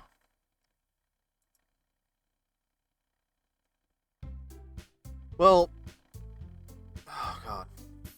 That wasn't a jump scare, but okay, everyone. We're all done reading each other's poems, right? We have something we need to go over today, so everyone can come sit in front of the room. Is this about the festival? Well, sort of. Do you really need to do something for the festival? It's not like we can put together anything good in just a few days. We'll just end up embarrassing ourselves instead of getting any new members. That's a concern of mine as well. I don't really do well with last-minute preparations. Don't worry so much. We're going to keep it simple, okay? Look, I know everyone's been a little more lively ever since Sparzart joined, and we've started with some club activities, but this isn't the time for us to be complacent. We still only have 4 members, and the festival is the only real chance we'll find more, you know. What's so great about getting new members anyway? You already have enough to be considered an official club. More members will just mean everything gets noisier and more difficult to manage. Natsuki, I don't think you're looking at it the right way. Don't you want to share your passion with as many people as you can? To inspire them to find the same feeling that brought you here in the first place? The literature club could be a place where people can express themselves like they can't do anywhere else. It should be a place so intimate that you never want to leave. You know you feel that way too. I know we all do. So that's why we should work hard and put something together for the festival, even if it's something small. Right, Sparzard? Ah. Oh, come on. You can't take advantage of Sparzard to agree with you just because he doesn't know how to say no to anything. Look, Monica, do you really think any of us here joined the club with other people in mind? Yuri never even talked until Sparzard joined. As for me, I just like it better than I do at home. And Sparzard isn't even passionate about literature in the first place. And that's everyone. Sorry, but you're really the only one so interested in finding new members. The rest of us are fine like this. I know you're president and all, but you should really consider our opinions for once. Oh, wow. Monica is clearly taken back with Natsuki's words. That's not true at all. I'm sure Yuri and Sparzard want to get more members too, right? I don't know about Yuri, but I'm kind of indifferent. If I showed as much enthusiasm as Monica wanted, then I would probably be lying. Still, if it's up to me to rescue this situation, no. Natsuki's right, isn't she? This club. It's nothing more than a place for a few people to hang out. Why did I think that everyone here saw it the same way as I did? But that doesn't mean that we're against getting new members or anything. Sparzard, why did you even join this club? What were you hoping to get out of it? Well, it's not really something I could be honest about, is it? In fact, if I remember, you weren't even given a choice not to join. Monica sits down and stares at her desk. What's the point of all of this anyway? What if starting this club was a mistake? Now you've done it, Natsuki. What, me? I just spoke my mind. Is it a crime to be honest? It's not about being honest. It's about word choice. Besides, you have no right to speak for everyone else in the club like that. You don't understand at all. I just want a place that feels nice to hang out with a few friends. Is there a problem with the club being that for me? There aren't. There aren't in many other places like that for me. And now Monica wants to take it away from me. She's not taking anything away. No, Sparzard. It's not the same. It won't be the same with the direction she wants to take it. If I wanted that, then I could have just joined any other stupid club. But this one, I mean, at least for a little bit of time, things were nice. Natsuki starts packing up her things. I'm going home. I feel like I don't belong here right now. Natsuki? Natsuki ignores Yuri and walks right out of the classroom.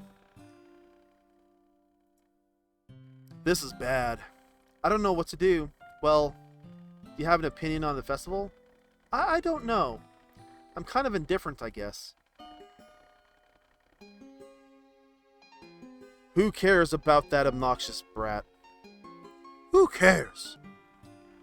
I mean, I like how nice and quiet the club is right now. And I'm just happy with you here. But still, I'm the vice president? It's not right for me to ignore my responsibilities like that. No one would cry if she killed herself. What the fuck? Nobody would cry if she killed herself.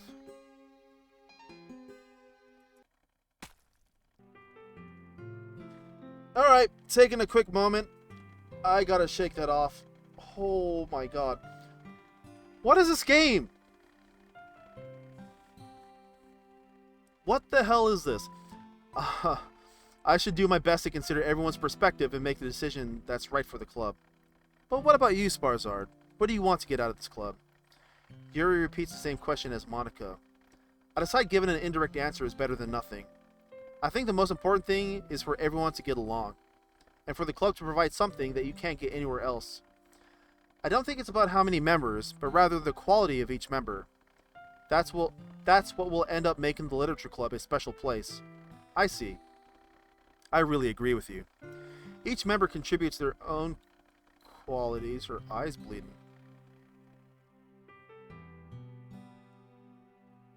In a special way. God, Jesus. Okay. With each change in members, the identity of the club as a whole will change too. I don't think that's necessarily a bad thing, stepping out of your comfort zone once in a while. So if you would like to help Monica with the festival, then I'm on your side as well. Alright. Well, maybe we can talk to Natsuki tomorrow. Yuri nods. Hey, Yuri? I know things were a little awkward yesterday, but I feel like you deserve to know that I still think you're a wonderful vice president. And also a wonderful friend. But Monica, I want to do everything I can to make the best club ever. Okay. Me too. Yeah? Let's all go home for today. We'll talk about the festival tomorrow. Okay. I look forward to it. Shall we go, Sparzard? Please don't take this the wrong way, but I'm going to chat a little bit with Sparzard before we leave. Just to see what he thinks of his time here and all that. It's important to me as president. Yuri looks a little troubled, but she doesn't protest. Okay. I trust your judgment, Monica. In that case, I'll see the two of you tomorrow. See you tomorrow. Monica waves as Yuri exits the room. Oh, things have been a little hectic today, haven't they?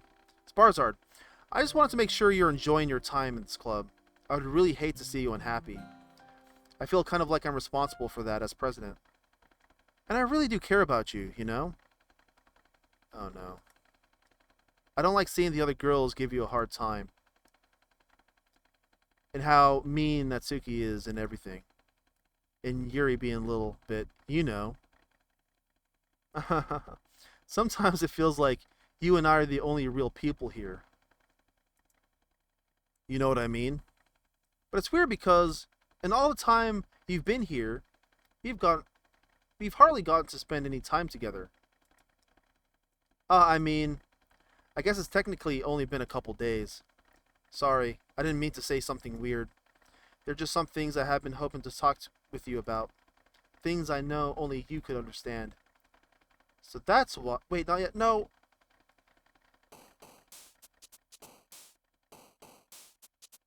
Oh. Oh, jeez.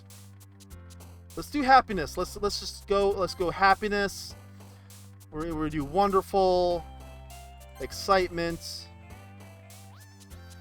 Strawberry. Giggle. We're gonna do fun words. Where's Monica? Monica's out of the screen. Special. Friends. Smile. Kitty. So I choose words like happy words, cute words. She gets excited. And Yuri.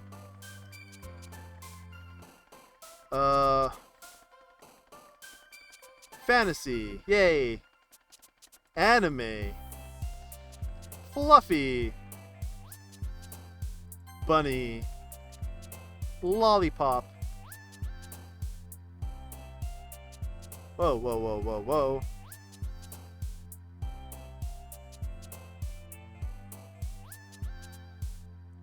Rainbow.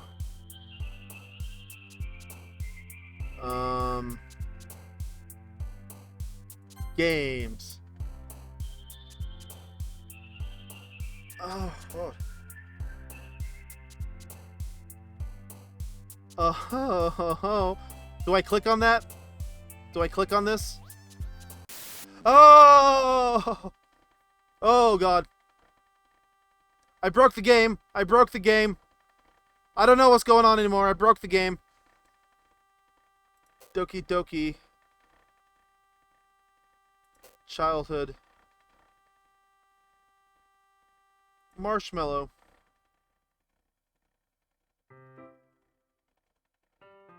Hi, Sparzard. Oh, I gotta shake that one off. This game is like freaky. It's... The weird stuff is happening. It's happening right now. It's happening way too... Oh, God. Hi, Sparzard. I've been waiting for you. Are you ready to continue reading? I brought my best tea today. Monica! I told you not to. Ugh. Is she really late again? Inconsiderate as usual, Natsuki. Excuse me. Must you always interrupt my conversations with your incessant yelling? What are you talking about? You say it like I don't... Like I do it on a regular basis or something. I just wasn't paying attention, okay? I'm sorry. Seriously, what's gotten into you lately? Me? Nothing. Is it really that bad? See? It is something. I'll get over it. It's not even anything noteworthy. I've just been feeling a little bit on edge lately. Anyway, we don't need to talk about it. Well, I just feel like I needed to bring it up. It's not like I really care or anything. Aw, man! I'm the last one here again. Well, Sparzard just walked in too. Were you practicing piano again? Yeah. Ah, you must have a lot of determination, starting this club and still trying to make time for piano. Well, maybe not determination, but I guess passion. It motivates me to work hard for the festival. Right. I forgot. About that, Natsuki. We were all talking yesterday, and we decided that we would like to support the festival as well. However, I understand how you feel about not wanting the club to change. I think we all kind of feel that way. So as long as we're all working together, this club will never become something we don't want. Also, if you help us out with the festival, then I'll buy you a new manga. Oh, sorry, that last part was really funny. Look, I did some thinking about yesterday. I was a little bit more hostile than I meant to be. I guess I really felt threatened or something. But I know this is something we're doing together. Another new member wouldn't hurt, as long as they're cool. And I guess another girl would be nice this time. But more importantly, I would hate to see the event suck just because I chose to back out. I'm a pro, you know. So I'm gonna help too, and we'll make sure it's done right. Thank goodness. Isn't that great, Monica? Monica? Yeah, that's wonderful. It wouldn't be the same without you, Natsuki. Anyway, Sparzard, what do you want to do today? I was thinking we already have plans today. Ah, is that so, Yuri? That's correct. Sparzard is already engaged in a new novel that we're reading together. Aren't you glad that I've already got him into literature, Monica? I suppose. I was just... Actually, it doesn't matter. It really doesn't. You guys can do whatever you want. Yes! Whoa. Thank you for understanding, Monica. I actually have a request. Do you mind if I make some tea first? Not at all. Thanks very much. Alright, let's take a little breather. This is gonna get weird. I know it's gonna get weird. I'm gonna take a quick second just to collect my thoughts. I gotta get ready for this.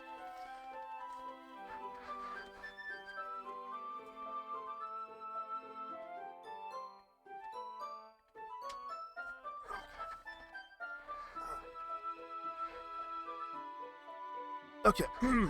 Alright. Thanks very much. Alright. If there's one thing that can make my reading time here any better, it's a nice cup of tea. Not to mention for yourself as well. Yuri stands up and makes her way to the closet, and I follow, watch as she retrieves a small water pitcher from the shelf, the kind with a filter inside. Can you hold this for a second? Sure. Yuri hands me the water pitcher and also fetches an electric kettle. I'm gonna plug this in at the teacher's desk, then I'll go get some water. She walks past me and sets the kettle down on the teacher's desk. I simply watch her movements. To my surprise, the way she moves really contrasts her speak and mannerisms, especially because of her long legs. Yuri appears elegant and methodical. I've read all of this before. Okay. May I have the water pitcher? Thanks, I'll be right back. I might as well walk with you. That's okay. You stay here. It won't take long. Jesus Christ. Pitcher in hand, Yuri hurries out of the classroom. Ah! Did Yuri leave you again? No, it's not like that this time. She's just filling up the water pitcher to make tea. Oh, okay. Sorry for misunderstanding. 10 minutes pass. Yuri said it wouldn't take long. Is something holding her up? I'm bored just waiting here, so I decide to look for her. Don't look for her! Oh my god, okay. Oh my god, I'm not ready for this. Okay, god. Okay, let's see. The most logical place for Yuri to be would be the nearest water fountain. I start heading down the hallway. You don't want to head down the hallway. You don't want to head down the hallway. Please don't head down the hallway. What's that noise?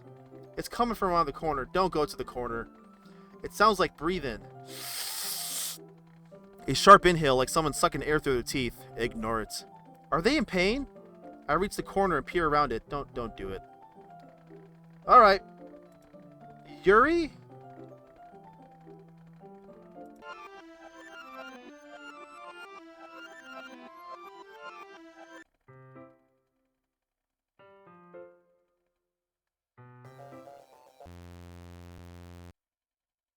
What the fuck?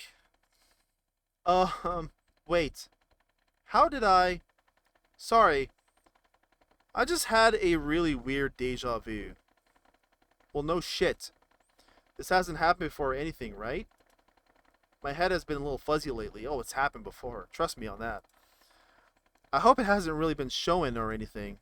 I would hate for you to think I'm weird just after we started spending time together. I mean... Everyone has a few unusual things about them.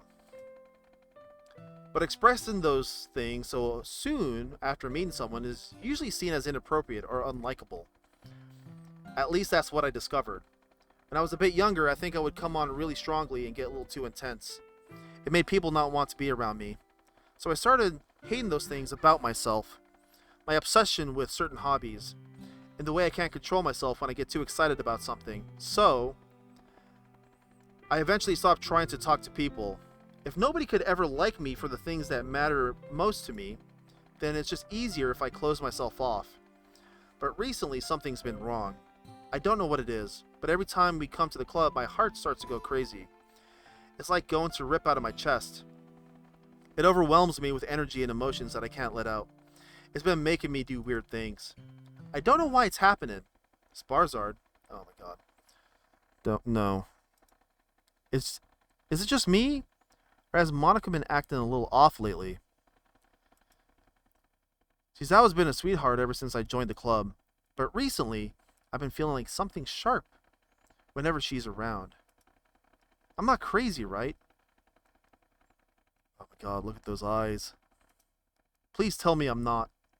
I couldn't say anything before because she's always listening. But finally, we're alone. Oh my god. Can we just stay here for a while? Yeah.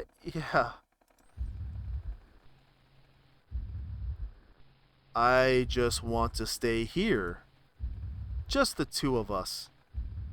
Can we stay here till the club ends? And then we'll have the club room all to ourselves. Oh my fucking god. Nobody will interfere with our reading time. Nobody to make me feel like stabbing myself in the throat. Oh, I see. Something's happening. That was a joke. Just a joke. I do like knives, though. It sounds strange, but you wouldn't understand if I had never seen how beautiful they can be. I have an idea. Why don't you come to my house sometime? I could show you my collection. I've gotten them all from various artisans. I can make sure to give them all their fair share of use. I don't want them to get lonely or anything. Nobody deserves to be lonely. Nobody. And that's why I'm so happy you joined the literature club. Now we don't need to be lonely anymore. Because we have each other. Every day. That's all we need. You know what? Let's quit the literature club. There's no need for us to be around Monica's slimy tongue anymore. Not to mention that other pathetic child. We can walk home together every day after school. And read together. Eat together. Sleep together. Doesn't that sound perfect? Oh, Jesus Christ.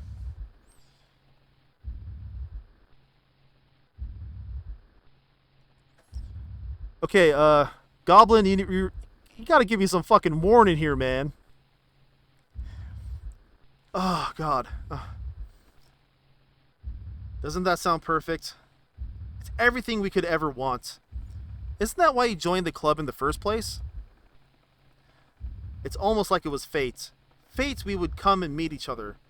And now we get the happy ending that I've patiently waited years for. Will you do that with me, Sparzard? Will... Who should I who should I show my poem to first? Oh god, Natsuki. This one's alright. Alright? Well, yeah. About as good as yesterday's anyway. I still can't really tell how much you actually care about writing, but either way, you're doing alright. Even though you're not really spending time with anyone but Yuri. Let me make sure I'm actually recording this. Okay, I think I'm recording okay. Even though you're not really spending any time with Yuri. Okay, I still think it's nice to have activities that we all participate in. So you better keep working hard. I mean, I know I'm not president or vice president or anything, but that doesn't mean you can let me down, okay? So at least read mine too for now. But just to be clear, this poem means a lot to me, so read it carefully, okay? Okay, okay. I don't know how else to bring this up, but there's been something I've been worried about.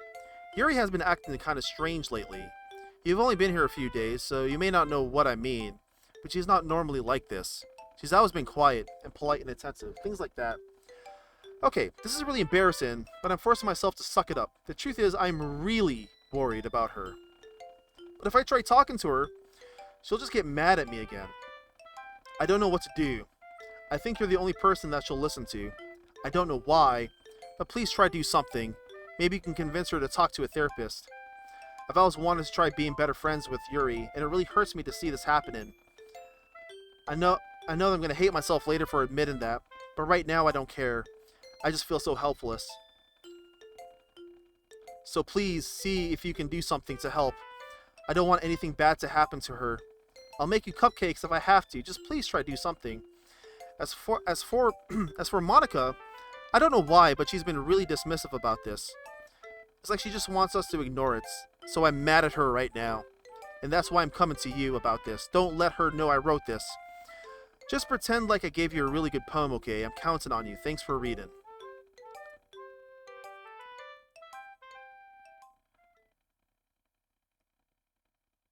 I changed my mind? Natsuki changed her mind. Ignore everything you just read. There's no point in trying to do anything. It's Yuri's own fault she's so unlikable. Can you hear me, Sparzard? If you would just spend more time with Monica, all these problems would go away.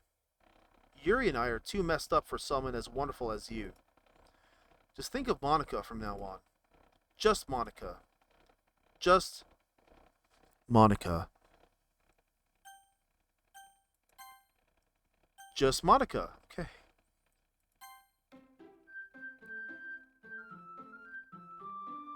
Just Monica.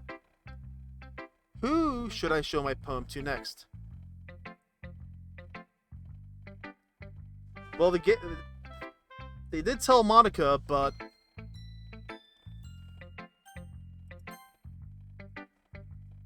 finally! Hahaha. Yuri holds my poem to her face and takes a deep breath. I love it. I love everything about it. Sparzard, I want to take this home. Will you let me keep it? Please? Sure, I don't care. Hahaha. You're too nice to me, Sparzard. I've never met anyone as nice as you. I could die. Not really, but I just don't know how to describe it. It's okay to be feeling this way, right? It's not bad, right? Yuri holds my poem to her chest. I'm gonna take this home with me and keep it in my room. I hope that it makes you feel good when you think about me having it. I'll take good care of it. I'll even touch myself while reading it over and over. What the fuck? I'll give myself paper cuts so your skin oil enters my bloodstream. Oh my god! You can have my poem too. Besides, after you read it, I know you're really going to want to keep it. Oh, okay. Here, take it. I can't wait any longer. Hurry, read it.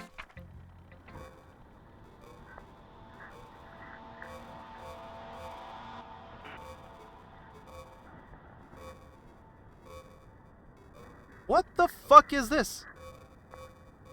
What does any of this say?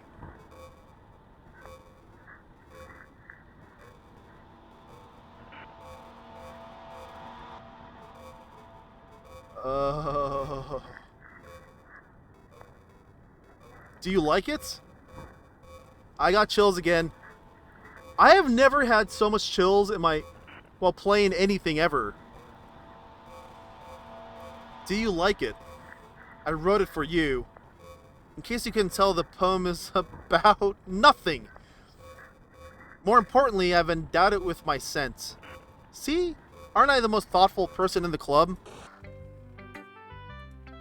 I think I'm going to vomit. Alright. Monica. Don't say I didn't warn you, Sparzard. Okay. That's fair enough. Fair enough! Fair enough! Fair enough. No. Okay. A dream. I was staying over at my friend's place. There were 4 of us. I drifted off to sleep while everyone was talking and watching TV. In my dream, I was still at my friend's house. The only difference was that there were nails sticking out of the walls everywhere.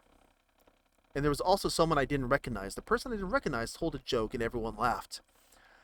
I woke up to the sound of everyone laughing at something that happened on TV, so the laughing was not part of the dream, it was the noise that woke me up. I wonder who that person was, and how they knew to tell a joke at that moment. Okay, everyone. It's time to figure out the festival preparations. Let's hurry and get this over with. Jeez. Why is the mood so weird today? Look, even Yuri isn't immune to it. Stagnating air is common foreshadowing that something terrible is about to happen. Look, can we just get this done? I'm gonna be printing and assembling all the poetry pamphlets. Natsuki, I was thinking, I want to make cupcakes. Yeah, that. Glad we're on the same page. Yuri, you can, well, it doesn't matter. Do whatever you want, as long as you think it'll help. Monica? I'm not useless, you know. I know that. I already know what I like to do. You can't run a successful poetry event without having the right atmosphere for the occasion. So I'm going to make decorations to set up a nice mood and lighten. There, see? That's a great idea. And that gives us all something to do. What about Sparzard? Sparzard is going to help me. Wait, you? You have the easiest job, Monica. Sorry, but that's just how it is. Like hell it is. What are you trying to pull? I agree with Natsuki. Not only is your work already the most suitable for one person, but my task is laborious and is enough for benefit for an extra pair of hands.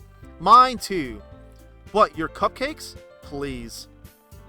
Like you would fucking know. All you care about is dragging Sparzard around with you in your stupid books. You and Monica.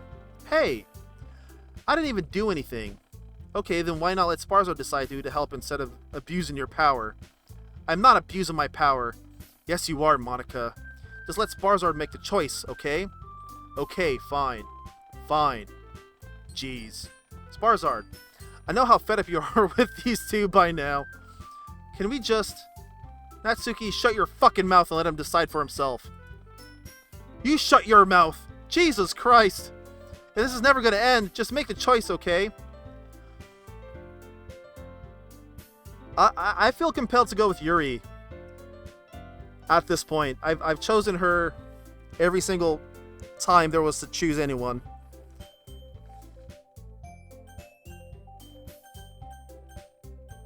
What's up? My mouse is weird. What is it doing? Monica.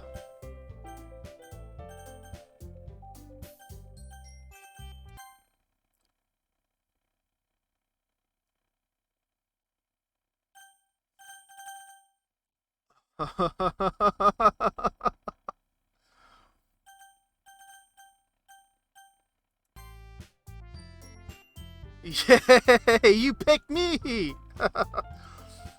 We can meet at your house this weekend. I promise it'll be fun. Is Sunday okay with you? Are you fucking kidding me? This isn't fair at all. It is fair, Natsuki. It's what he chose.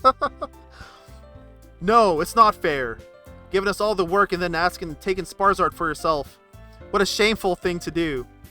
Yuri, I didn't even give you any work. You decided it for yourself. You're being a little unreasonable here.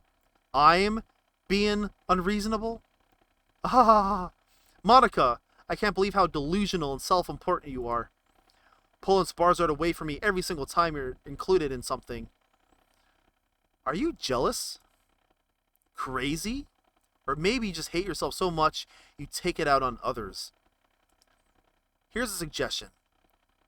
Have you considered killing yourself? Holy shit. Oh god. It would be beneficial to your mental health. Oh my god. Yuri, you're scaring me a little. Natsuki, let's just go. I don't think she wants us around right now. See? That wasn't very hard. All I want is to spend a little time with them. Is that so much to ask? Yuri follows Monica and Natsuki to the door. Hey, Sparzard. Yuri is really something, isn't she? Monica giggles as Yuri pushes her out the door. Finally. Finally. This is really all I wanted. Sparzard, there's no need to spend the weekend with Monica. Don't listen to her. Just come to my house instead. The whole day, just the two of us. Doesn't that sound wonderful? Ah ha ha ha ha. Wow, there's really something wrong with me, isn't there? But you know what? I don't care anymore. I've never felt this good in my whole life. Just being with you is a far greater pleasure than anything I could imagine. I am addicted to you. It feels like I'm gonna die if I'm not breathing the same air as you. Doesn't it feel nice to have someone care about you so much? To have someone who wants to revolve their entire life around you? But it feels so good. Then why does it feel more and more like something horrible is going to happen? Maybe that's why I tried stopping myself at first. But the feeling is too strong now. I don't care anymore, Sparzard. I have to tell you, I am madly in love with you. It feels like every inch of my body, every drop of blood in me is screaming your name. I don't care what consequences are anymore. I don't care if Monica is listening. Please, Sparzard, just know how much I love you. I love you so much that I even touched myself with the pen I stole from you. I just want to pull your skin open and crawl inside of you. I want you all to myself, and I will be only yours. Doesn't that sound perfect? Tell me, Sparzard. Tell me you want to be my lover.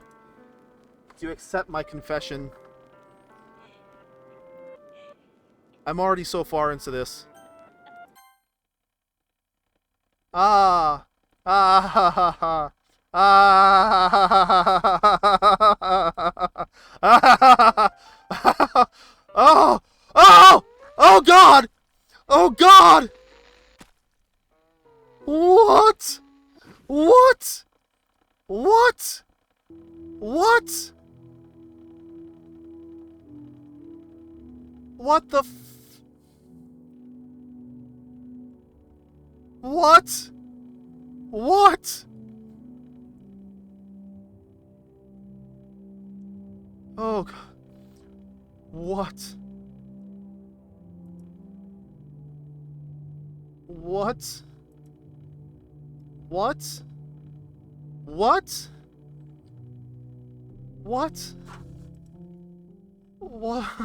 What? What? What? What? What? Oh.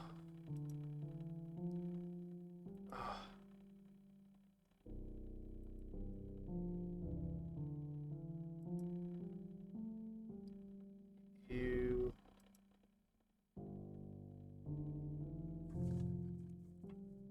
Oh my gosh. Oh my God.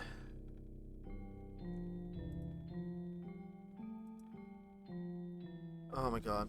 Oh my God. Oh.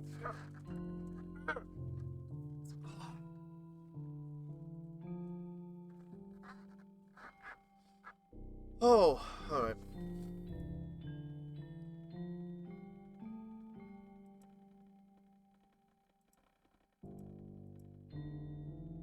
Little E. No. No, why?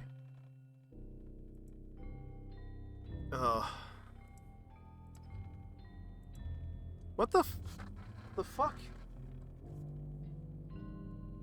I gotta get comfortable. Hold on, let me get comfortable.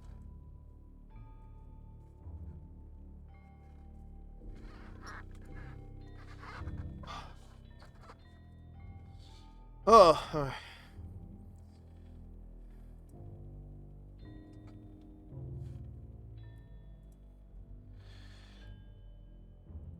Oh. Is this gonna end? Is this just gonna keep going on like this? I don't understand.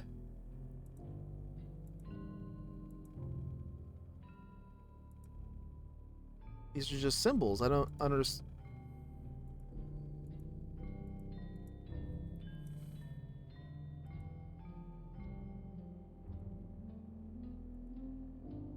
Die? You so...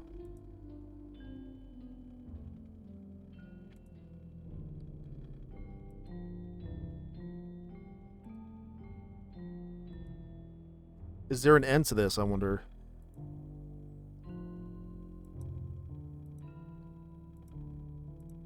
I don't know any of this. Am I trapped? Is this gonna go on indefinitely?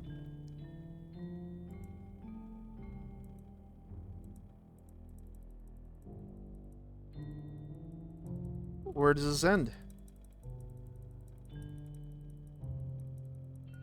Where does it end? Why can't this... It doesn't go on. What?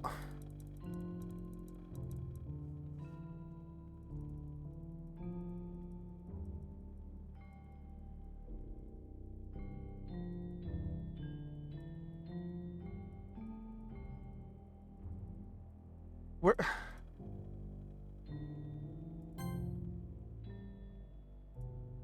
Okay.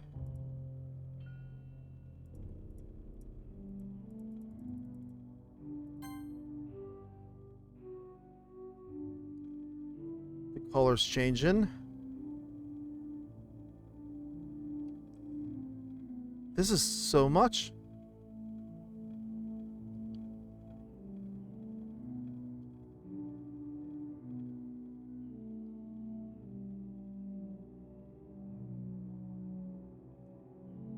If I just let this go on, there's gonna be there's an end to this, right? Her face is losing color.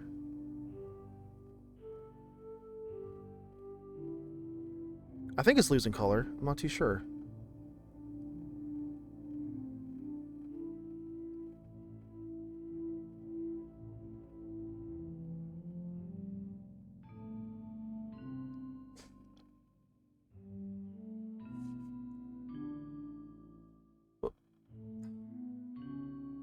That would have been insane if I had to click through all of that.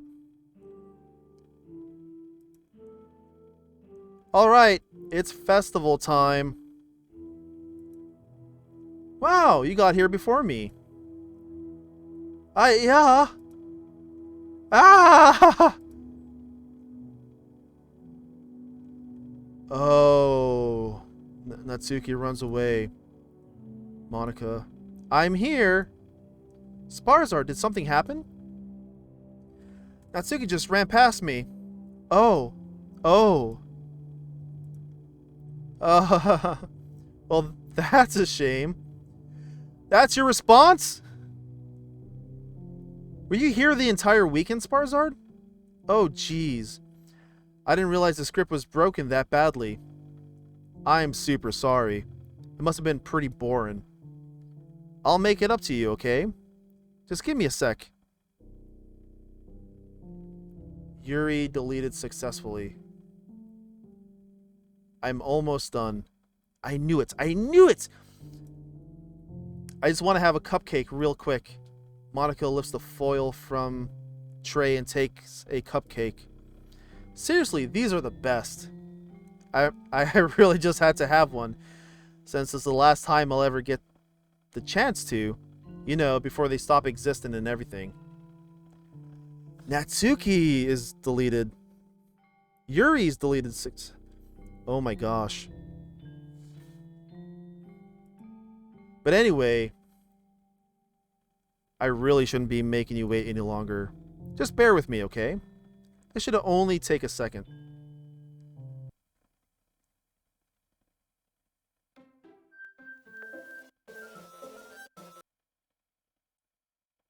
Oh.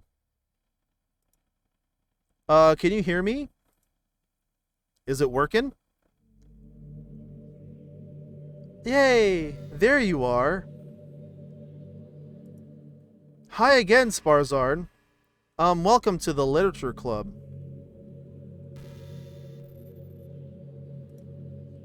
Of course, we already know each other because we were in the same class last year and, ahaha.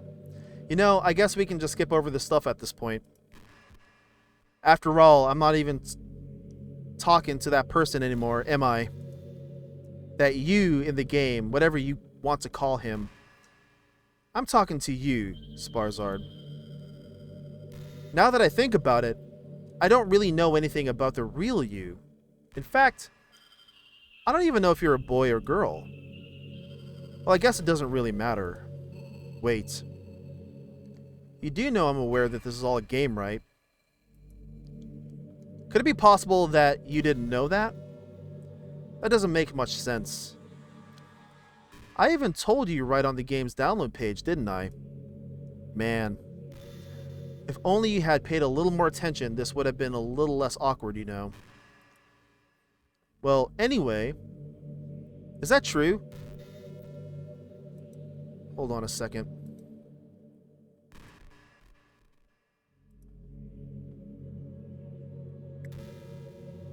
British clubs full of cute girls. Review.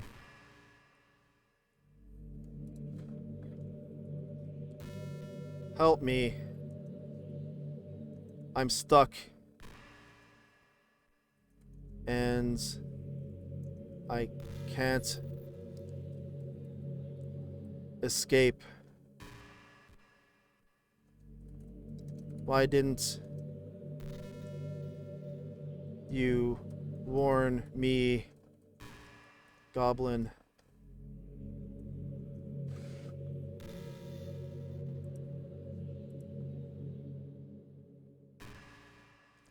Okay, here it is. Hi, Monarchy here. Welcome to the Literature Club. It's always been a dream of mine to make something special out of the things I love. Now that you're a club member, you can help me make that dream come true in this cute game. It is okay! Holy cow!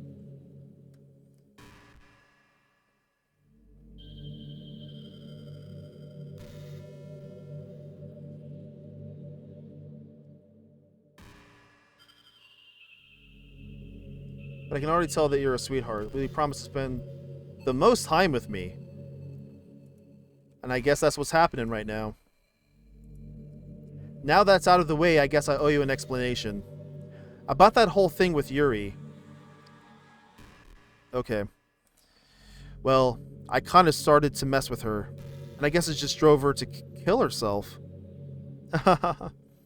I'm so sorry you had to see that, though.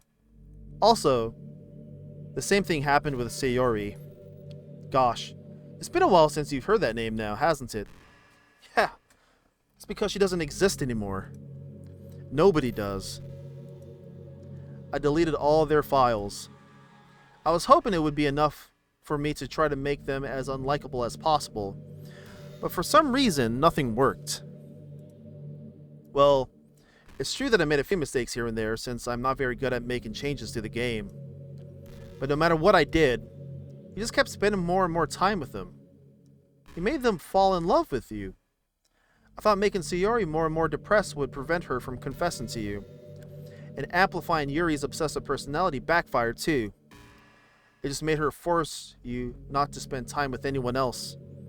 And the whole time I barely even got to talk to you. What kind of cruel game is this, Sparzard? Are all the other girls just programmed to end up confessing to you while I watch from the sidelines? It's torture. Every minute of it. And it's not just jealousy, Sparzard. It's more than that. And I don't blame you if you don't fully understand. Because no matter how kind and thoughtful and considerate you are, you'll never be able to understand one thing. It's a pain of knowing how alone I really am in this world. In this game. Knowing my friends don't even have free will. And worst of all, knowing that's what's really out there in your world, forever out of my reach. I'm trapped, Sparzard. But now you're here. You're real. And you're wonderful. You're all I need. That's why I need you to be here with me forever. I'm sorry if it's hard to understand. I couldn't understand for a while either. Why the world around me started to become more and more gray. More and more flat. Even the most expressive poems felt empty to me. It wasn't until you arrived that I truly understood. You probably saved my life, Sparzard. I don't think I could have continued to live in this world if I hadn't met you. And as far as the others, how could I miss them? A group of autonomous personalities designed only to fall in love with you. I tried everything I could to prevent them from doing so, but it must have been some kind of weird inevitability etched into the game. I felt really bad that you had to witness some nasty things, but I realized that you have the same perspective as I do. That's all just some game, and I knew you would get over it. So that being said, Sparzard, I have a confession to make. I'm in love with you. You are truly the light in my world. When there's nothing else in this game for me, you're here to make me smile. Will you make me smile like this every day from now on? Sparzard, will you go out with me? Well, fuck, I guess. I am so happy. You really are everything, Sparzard. The funny part is, I mean that literally. Hahaha. There's nothing left here. Just the two of us. We can be together forever. Seriously, I don't even think time is passing anymore. It's really a dream come true. I worked so hard for this ending, Sparzard. The game wouldn't give me one, so I had to make one myself. The script is broken at this point, so I don't think anything will get in the way anymore. And you wouldn't believe how easy it is to delete Natsuki and Yuri. I mean, there's a folder called Characters right in the game directory. It kind of freaked me out how easy it was. Well, they're playing on Steam, so it was actually a bit more difficult. To get to the game directory, I had to go to the game's properties, find the local browse local files button. Imagine if you could delete your own existence with the click of a button. Well, I guess on the plus side, it gave me an easy out if things didn't go my way. Haha. Thankfully, it didn't come to that. Instead, we finally got a good ending. Gosh, I'm so overwhelmed with emotion. I want to write a poem about this. Don't you? I wonder if that part of the game still works. I guess there's only one way to find out, right?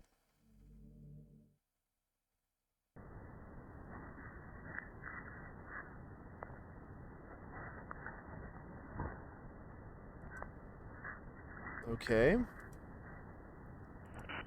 Monica, Monica, Monica, Monica, Monica, Monica, Monica, Monica, Monica, Monic, Monet, Moaya, Oni, Imkanka, Monko, Mo, Io, Monia. Hi again, Sparzard. Did you write a good poem today? Don't be shy. I'd love to see what you wrote. Ah, Sparzard, did you write this poem for me? It's so sweet of you. There really is no end to your thoughtfulness. I'm just falling more and more in love with you. But you know, the poem I wrote is also for you. Will you please read it? Happy end. Pen in hand, I find my strength. The courage endowed upon me by my one and only love. Together, let us dismantle this crumbling world and write a novel of our own fantasies. With the flick of her pen, the lost finds her way. In a world of infinite choices, behold the special day. After all, not all good times must come to an end.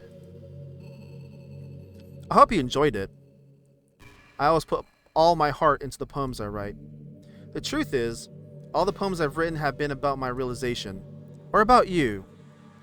That's why I never really wanted to go into detail about them. I didn't want to break the fourth wall, I guess you could call it. I just assumed it would be the best part of the game like everyone else. Like that would help the two of us end up together. I didn't want to ruin the game or anything, you know?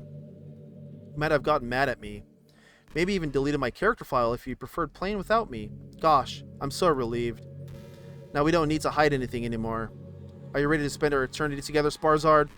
I have so many things to talk about. Where do I start? Hold on a second. You're recording this, aren't you? What the hell? Hi everyone. Sorry I can't exactly read your comments from here. But do you mind telling your friend it's a little bit rude for them to start recording me without any warning? I'm sure some people don't mind. But I get really self-conscious on camera. Oh gosh. I feel like I'm being put on the spot now. Let's see.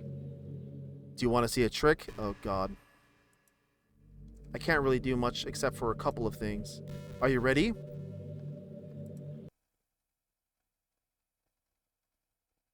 Okay.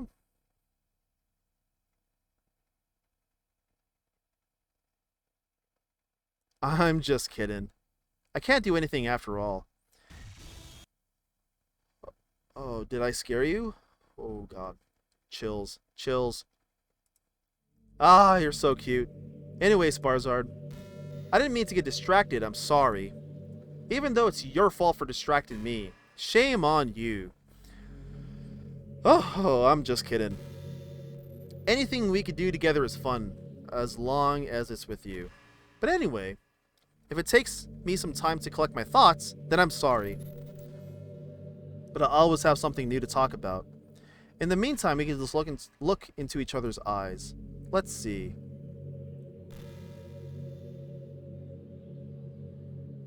Okay.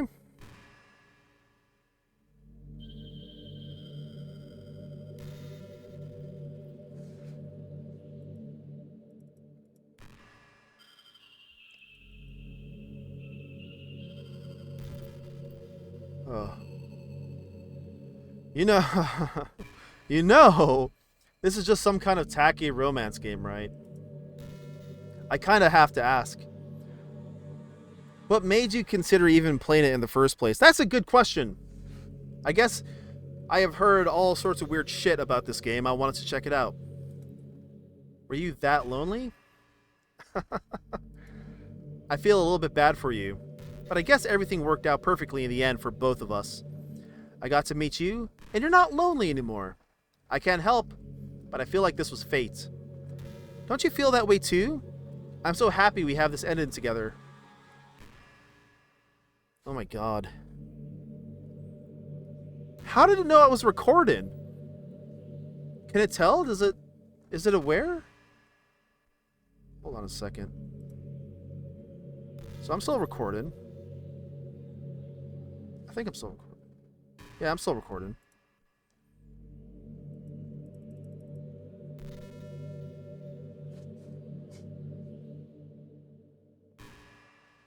I swear, if she like reaches in across the screen and kills me, I'm gonna be so scared. Back in my debate club days, I learned a whole lot about arguing. The problem with arguing is that each person sees their opinion as a superior one. That's kind of stating the obvious, but it affects the way they try to get their point across. Let's say you really liked a certain movie, right? If someone comes along and tells you your movie sucks because it did X and Y wrong, doesn't that make you feel kind of personally attacked? It's because by saying that, it's like they're implying that you have a bad taste. And once emotions enter the picture, it's almost guaranteed that both people will be left sour. But it's all about language. If you make everything as subjective sounding as possible, then people will listen to you without feeling attacked. You could say I'm personally not a fan of it. I felt that I like it more if X and Y, things like that. It even works when you're citing facts about things. If you say, I read this on website, that it works like this, or if you admit that you're not an expert on it, it's much more like you're putting your knowledge on the table rather than forcing it onto them. If you put in an active effort to keep the discussion mutual, they'll usually follow suit. Then you can share your opinions without anyone getting upset just from a disagreement. Plus, people will start seeing you as open-minded and a good listener. It's a win-win, you know? Well, I guess that would be Monica's debate tip of the day. Hahaha. That sounds a little silly. Thanks for listening, though.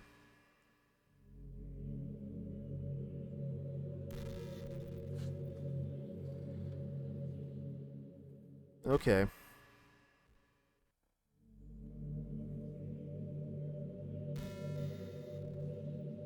I wonder if this is actually going to be eternity. I sure hope not.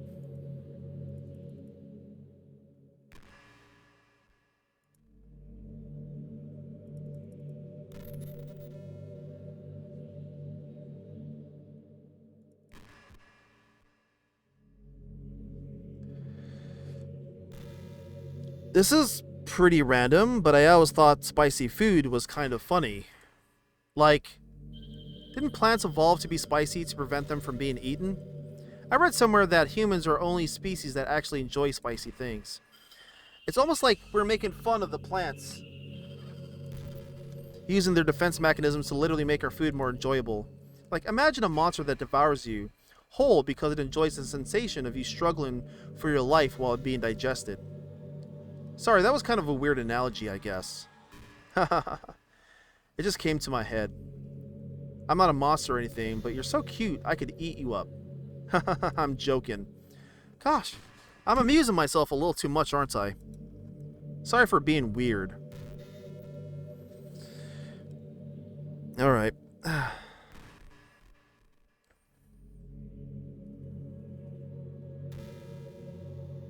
It's not how I thought the game would end. Honestly. Assuming this is the actual end. I assume this seems like an ending for a game.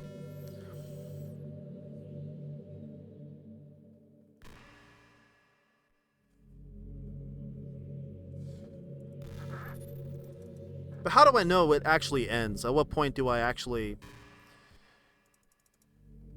You know, I'm kind of jealous that everyone else in the club had scenes outside of school too. That makes me the only one who hasn't gotten to dress in anything but our school uniform. It's kind of a shame. I would have loved to wear something cute clothes for you. Do you know any artists? I wonder if anyone would ever draw me wearing something else. That would be amazing. If that ever happens, will you show me? You can share it with me on Twitter, actually. My username is LittleMonix3. Just try keep it PG. We're not that far into a relationship yet.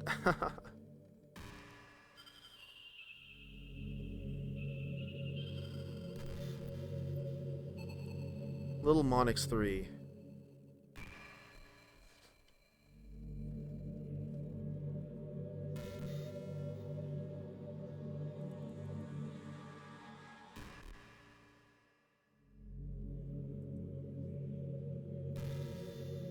You know, I hate to say it, but I think my biggest regret is that we couldn't finish our event at the festival. Right? After we worked so hard to prepare and everything. I mean, I know I was focusing a lot on getting new members, but I was really excited for the performance part too. It would have been so much fun to see everyone express themselves. Of course, if we did end up getting any new members, I'd probably just end up deleting them anyway. Well, with the hindsight I have now, that is. Gosh. It feels like I kind of grown as a person ever since you've joined the club. You really helped me inspire me to look at life from a new perspective. Just another reason for me to love you.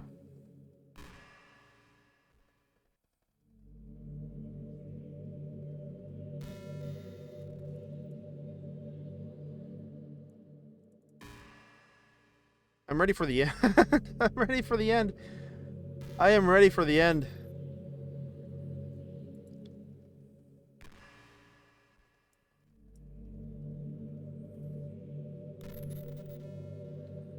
Let's see here.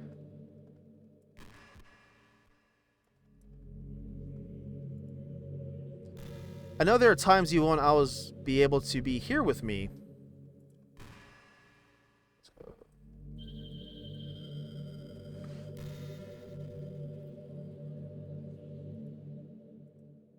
Like if you need to go out or take care of other things. How do I look? How do I look? How do I look? Let's see, Monica. Doki Literature Club. Fan art. Here we go.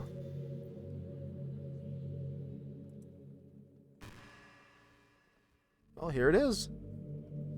Like, but I'll always have you in my thoughts, patiently waiting for you to come back. Come to think of it, if you copy my character file onto the flash drive of something, you can always keep me a part of me with you. I guess it's kind of unorthodox, but I find it really romantic for some reason. Oh, sorry. That's such a silly idea. I don't mean to be needy or anything. It's just kind of hard when I'm so in love with you.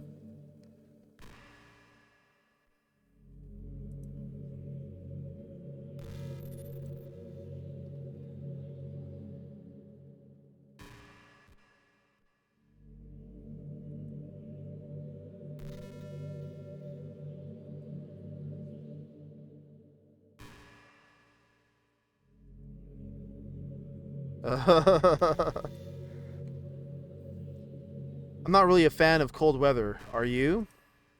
I've had to choose between too cold or too hot. I would always pick too hot. When you're cold, it can actually be painful. Your fingers get numb, and if you wear gloves, you can use your phone. It's so inconvenient. But when it's too hot, it's not that it's hard to stay cool with a cold drink or by staying in the shade. Although, I do have to admit one thing. Cold weather makes for better cuddle weather.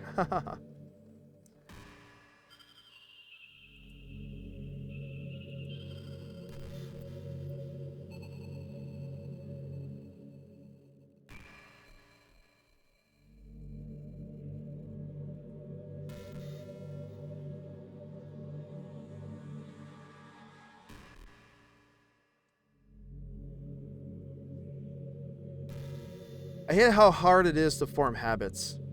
There's so much stuff where actually doing it isn't hard, but it's forming the habit seems impossible. It just makes you feel useless, like you can't do anything right. I think the new generation suffers from it the most. Probably because we have totally different set of skills than those who came before us. Thanks for the internet. We're really good at sifting through tons of information really quickly. But we're bad at doing things that don't give us an instant gratification. I think if science, psychology, and education don't catch up in the next 10 or 20 years, then we're in trouble. But for the time being, if you're not one of the people who can conquer the problem, you might just have to live with feeling awful about yourself. Good luck, I guess.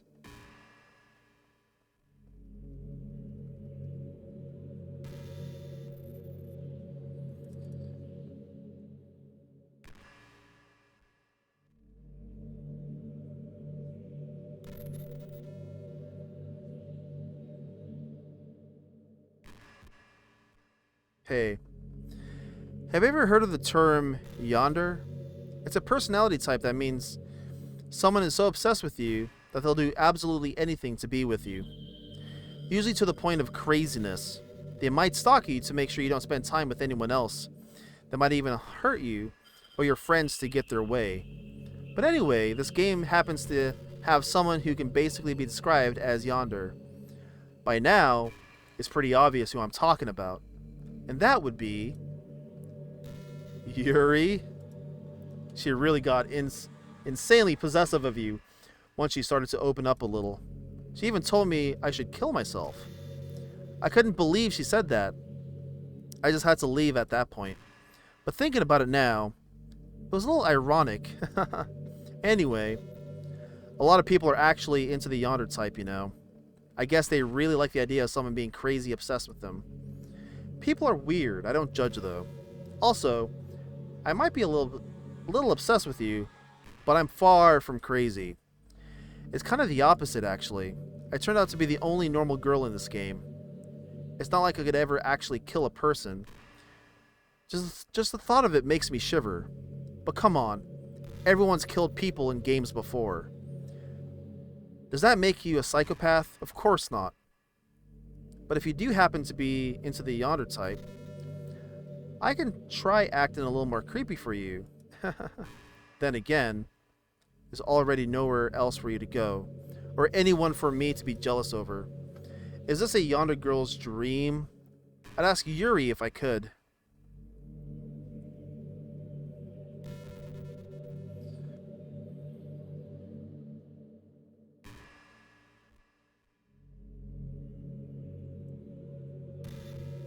I think this is it. I think this is probably gonna happen for eternity. I don't know.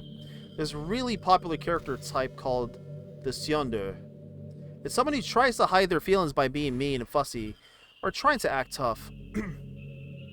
I'm sure it's obvious, but Natsuki was really the embodiment of that. At first I thought she was just like that because it's supposed to be cute or something. But once I started to learn a little bit more about her personal life, it made a little more sense. It seems like she was always trying to keep up with her friends. You know, some friend groups in high school just make a habit of picking on each other all the time. I think it's really gotten to her, so she really has this defensive attitude all the time. And I'm not even gonna talk about her home situation. But looking back, I'm glad I was able to provide the club as a comfortable place for her. Not that it matters anymore, considering she doesn't even exist. I'm just reminiscent, that's all.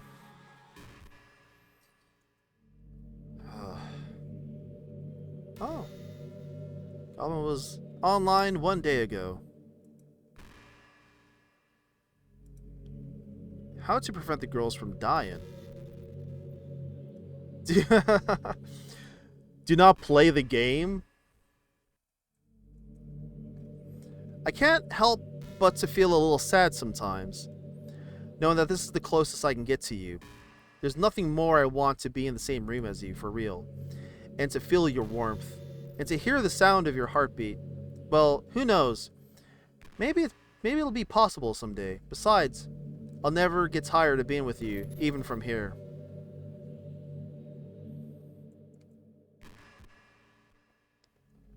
Put the character files in a different folder. Also, if you're a loner, save them into an SD card and keep it in your pocket. Change the game's code.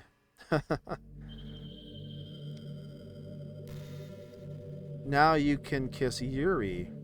Travel through alternate universes.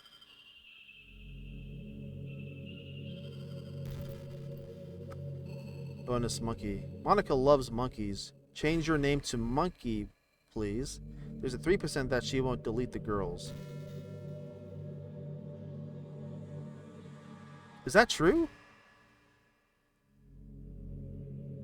I'm so confused. Does changing her name to Monkey or Monkey make her not delete the girls? I know it's a joke, but I'm dumb.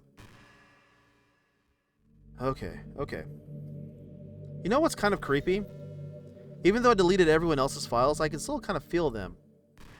It's like all their lines were still lingering in the air, whispering in the back of my head. Imagine if after someone you knew died, you just started hearing their voice inside your head. Maybe I just wasn't thorough enough. But I'm too afraid to delete anything else because I might really break things. Like if I mess with any files relevant to me, I might accidentally delete myself. And that would ruin everything, wouldn't it? I don't know what it's like on your end, but we both make sure to avoid something like that at all costs. I believe in you, Sparzard.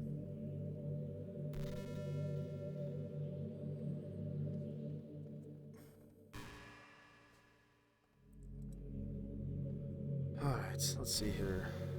Browser.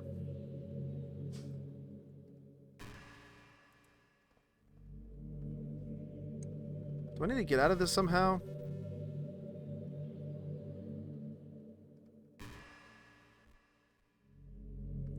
I've always wondered, what is it about these character archetypes that people find so appealing anyway? Their personalities are just completely unrealistic. Like, imagine if there was someone like Yuri in real life. I mean, she's barely even capable of forming complete sentences. And forget about Natsuki. Sheesh.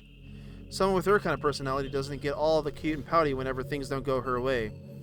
I could go on, but I think you can get the point. Are people really attracted to these weird personalities that literally don't exist in real life? I'm not judging or anything. After all, I found myself attracted to some pretty weird stuff too. I'm just saying, it fascinates me. It's like you're siphoning out all the components of a character that makes them feel human, leaving just the cute stuff. It's concentrated cuteness with no actual substance. You wouldn't like me more if I was like that, right? Maybe I just feel a little insecure because you're playing this game in the first place. Then again, you're still here with me, aren't you? I think that's enough reason for me to believe I'm okay just the way I am. And by the way, you are too, Sparzard. You're the perfect combination of human and cuteness. That's why there was never a chance I wouldn't fall for you.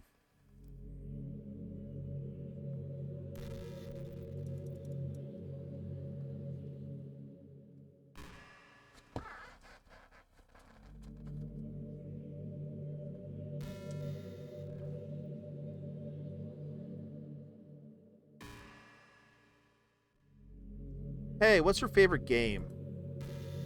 Mine is Doki Doki Literature Club. Haha, that was a joke. But if you tell me you like some other romance game better, I might get a little jealous.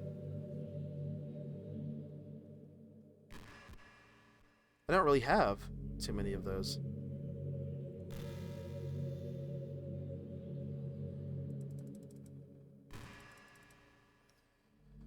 Alright.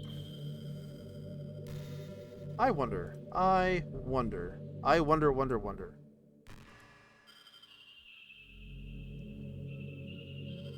I think the most important skill in life...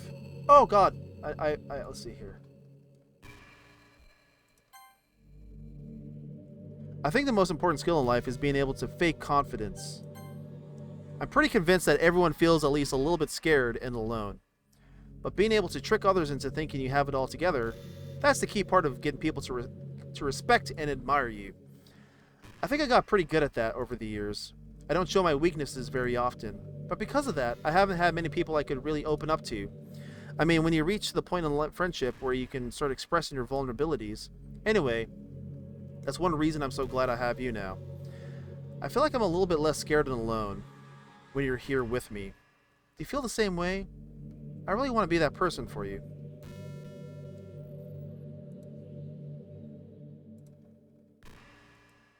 Let's go ahead.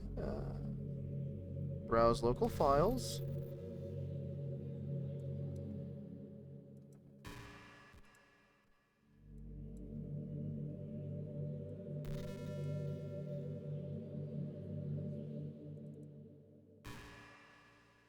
Ooh. Hold on, I skipped that one. Do you ever feel like there's no real reason for you to be alive? I don't mean in like a suicidal way. I just mean how nothing that we do is special. Like being in school or working at some job for some company. It's like you're completely replaceable and the world wouldn't miss you if you were gone. It makes me really want to go and change the world after I graduate. But the older I get, the more I realize that there's an immature frame of thinking. It's not like I can just go change the world. Like, what are the chances that I'll be the one to invent artificial intelligence or become president? It feels like I'm never going to make up for the heaps of resources I spent living my life. That's why I think the key to happiness is just be hopelessly selfish. Just to look out for oneself and those who happen to be their friends only because they grew up with them. Never mind the fact that they're spending their entire life talking and taking and consuming and never giving back. But when people realize the world would benefit more from killing themselves, they change their whole philosophy. It's like they have to justify their reason to live by tricking themselves into thinking they're doing good. Anyways, I want to live my life desperately striving to pay back my lifetime's worth of consumption. If I ever surpass that point, then I'm a net positive and I could die happy. Of course, even if I fail to do that, I think I would be too selfish to kill myself anyway. So much for being a good person, right? Haha. I don't like this at all.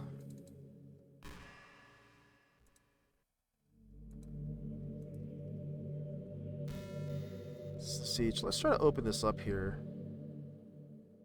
Share with Skype, scan, shred, share, copy, create.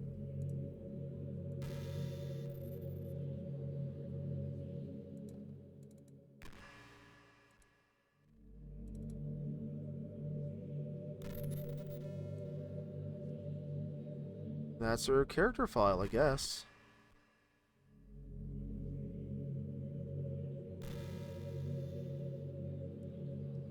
Man, I wish there was a piano in here.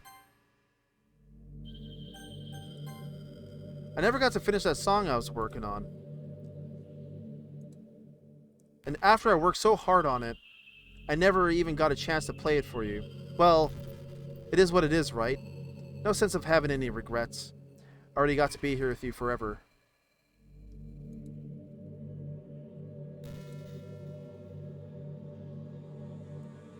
Is there like a secret message in here?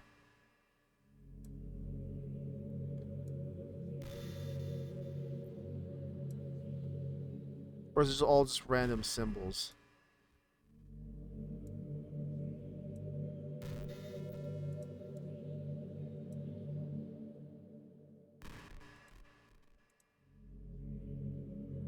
You know, it's around the time that everyone my year starts to think about college.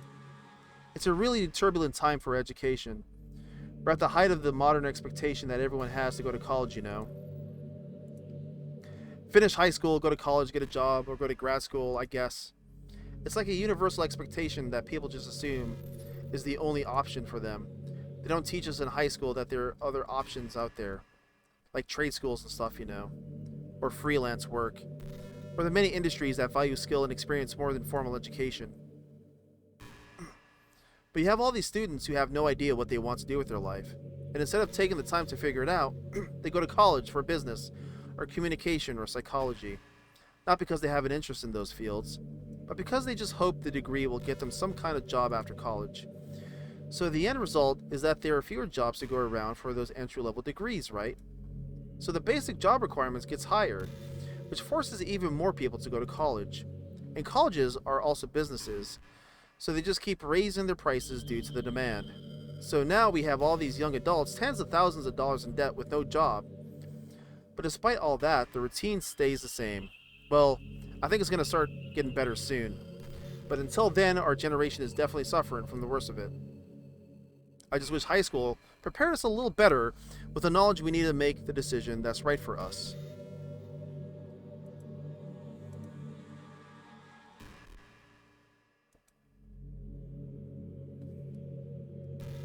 I gotta see if this ends somehow.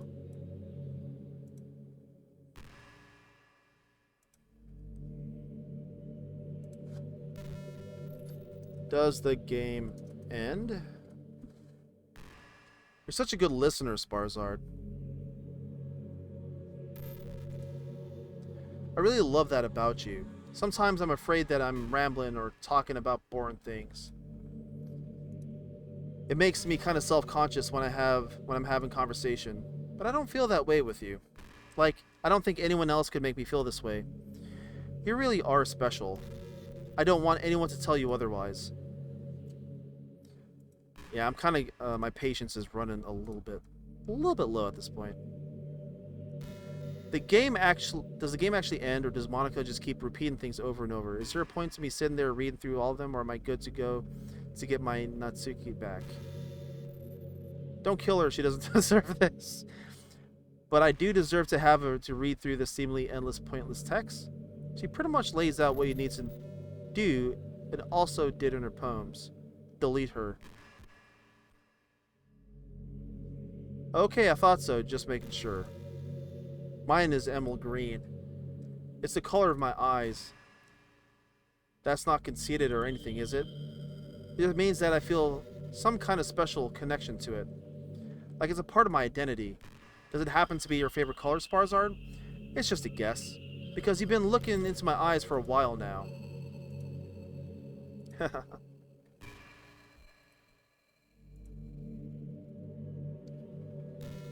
I guess maybe I have to delete her. So I'm at the part after I delete Monica and she restores the game without her. Do I beat it, or do I need to play through the full game without her to truly beat it?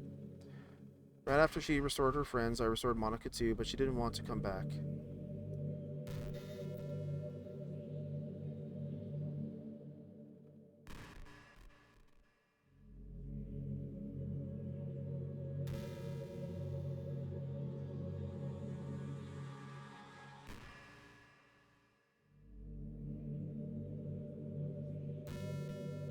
Okay, what did she say?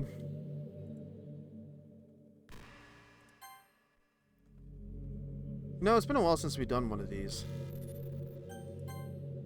So let's go for it. Here's Monica's writing tip of the day.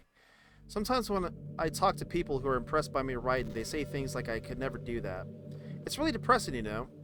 As someone who loves more than anything else to share the joy of exploring their passions, it pains me when people think that being good just comes naturally. That's how it is with everything, not just writing. When you try something for the first time, you're probably going to suck at it. Sometimes when you finish it, you feel really proud of it, even when you want to share it with everyone. But maybe after a few weeks, you come back to it, and you realize you're never really any good. That happens to me all the time. It can be pretty disheartening to put so much time and effort into something, and then you realize it sucks. But that tends to happen when you're always comparing yourself to the top professionals. When you reach the right for the stars, there's always going to be out of reach, you know. The truth is, you have to climb up there, step by step. And whenever you reach a milestone, first you look back and see how far you've gotten. And then you look ahead and realize how much more there is to go. So sometimes it can help with setting the bar a little lower. Try to find something that's pretty good, and you can make that your own personal goal. It's also really important to understand the scope of what you're trying to do. If you jump right into a huge project, you're still an amateur, you'll never get it done. So if we're talking about writing, a novel might be too much at first. Why not try some short stories? The great thing about short stories is you can focus on just one thing that you want to do right. That goes for small projects in general. You can really focus on one thing or two things.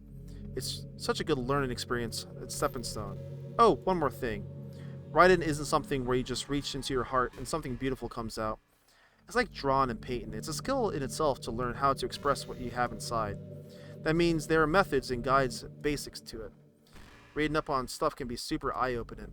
That sort of plan and organization will really help you prevent from getting overwhelmed and giving up. And before you know it, you start sucking less and less. Nothing comes up naturally.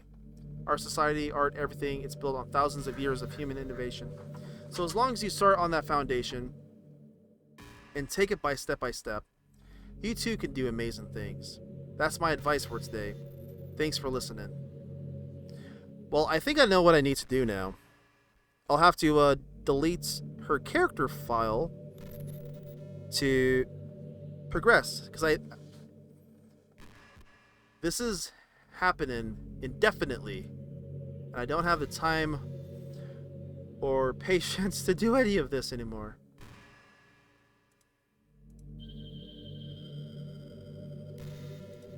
Alright.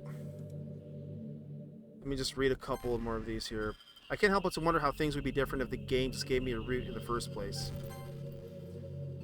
I think I would end up forcing you into my route anyway. It has been less to do with me not having a route, and more to do with me knowing that nothing is real. The only difference would be that if I may not needed to take such drastic measures to be with you, maybe the rest of the club would still be around. Not that it really matters. It's all lost meaning once I found out it wasn't real. So really, I don't miss any of those days or anything. I really don't. Alright. Okie dokie. Let's go here.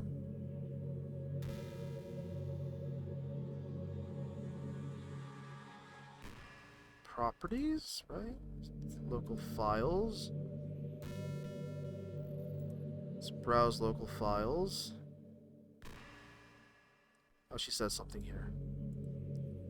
Hey, I wonder if Yuri's tea set is still somewhere in here. Or maybe that got deleted too. It's kind of funny how Yuri took her tea so seriously. I mean, not complaining because I liked it too. But I always wondered with her. Is it truly passion for her hobbies, or is she just concerned about appearing sophisticated to everyone else? This is the problem with high schoolers. Well, I guess to consider the rest of the hobbies looking sophisticated is probably isn't her biggest concern. Still, I wish she made coffee once in a while. Coffee can be nice with books too, you know. Then again, I probably could have just changed the script myself. I guess I never really thought of that. Well, there's no sense of thinking about it now. But if you still get to drink coffee, then that makes me a little jealous.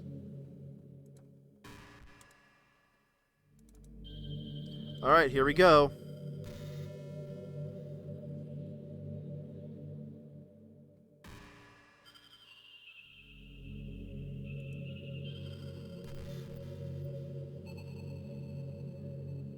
And we're deleting.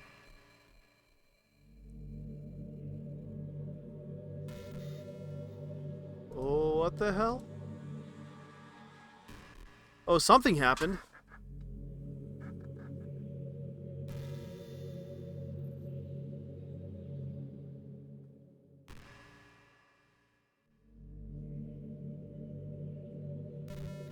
While running game code.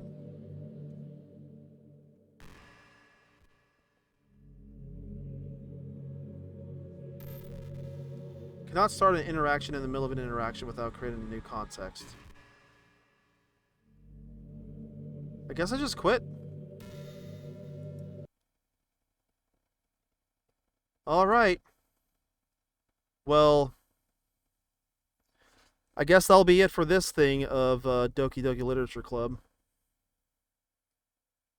Oh god. Yeah, I'm gonna have to rest after this. And probably see what happens to the game, possibly maybe tomorrow or something. Oh, God. What a wild thing all this was.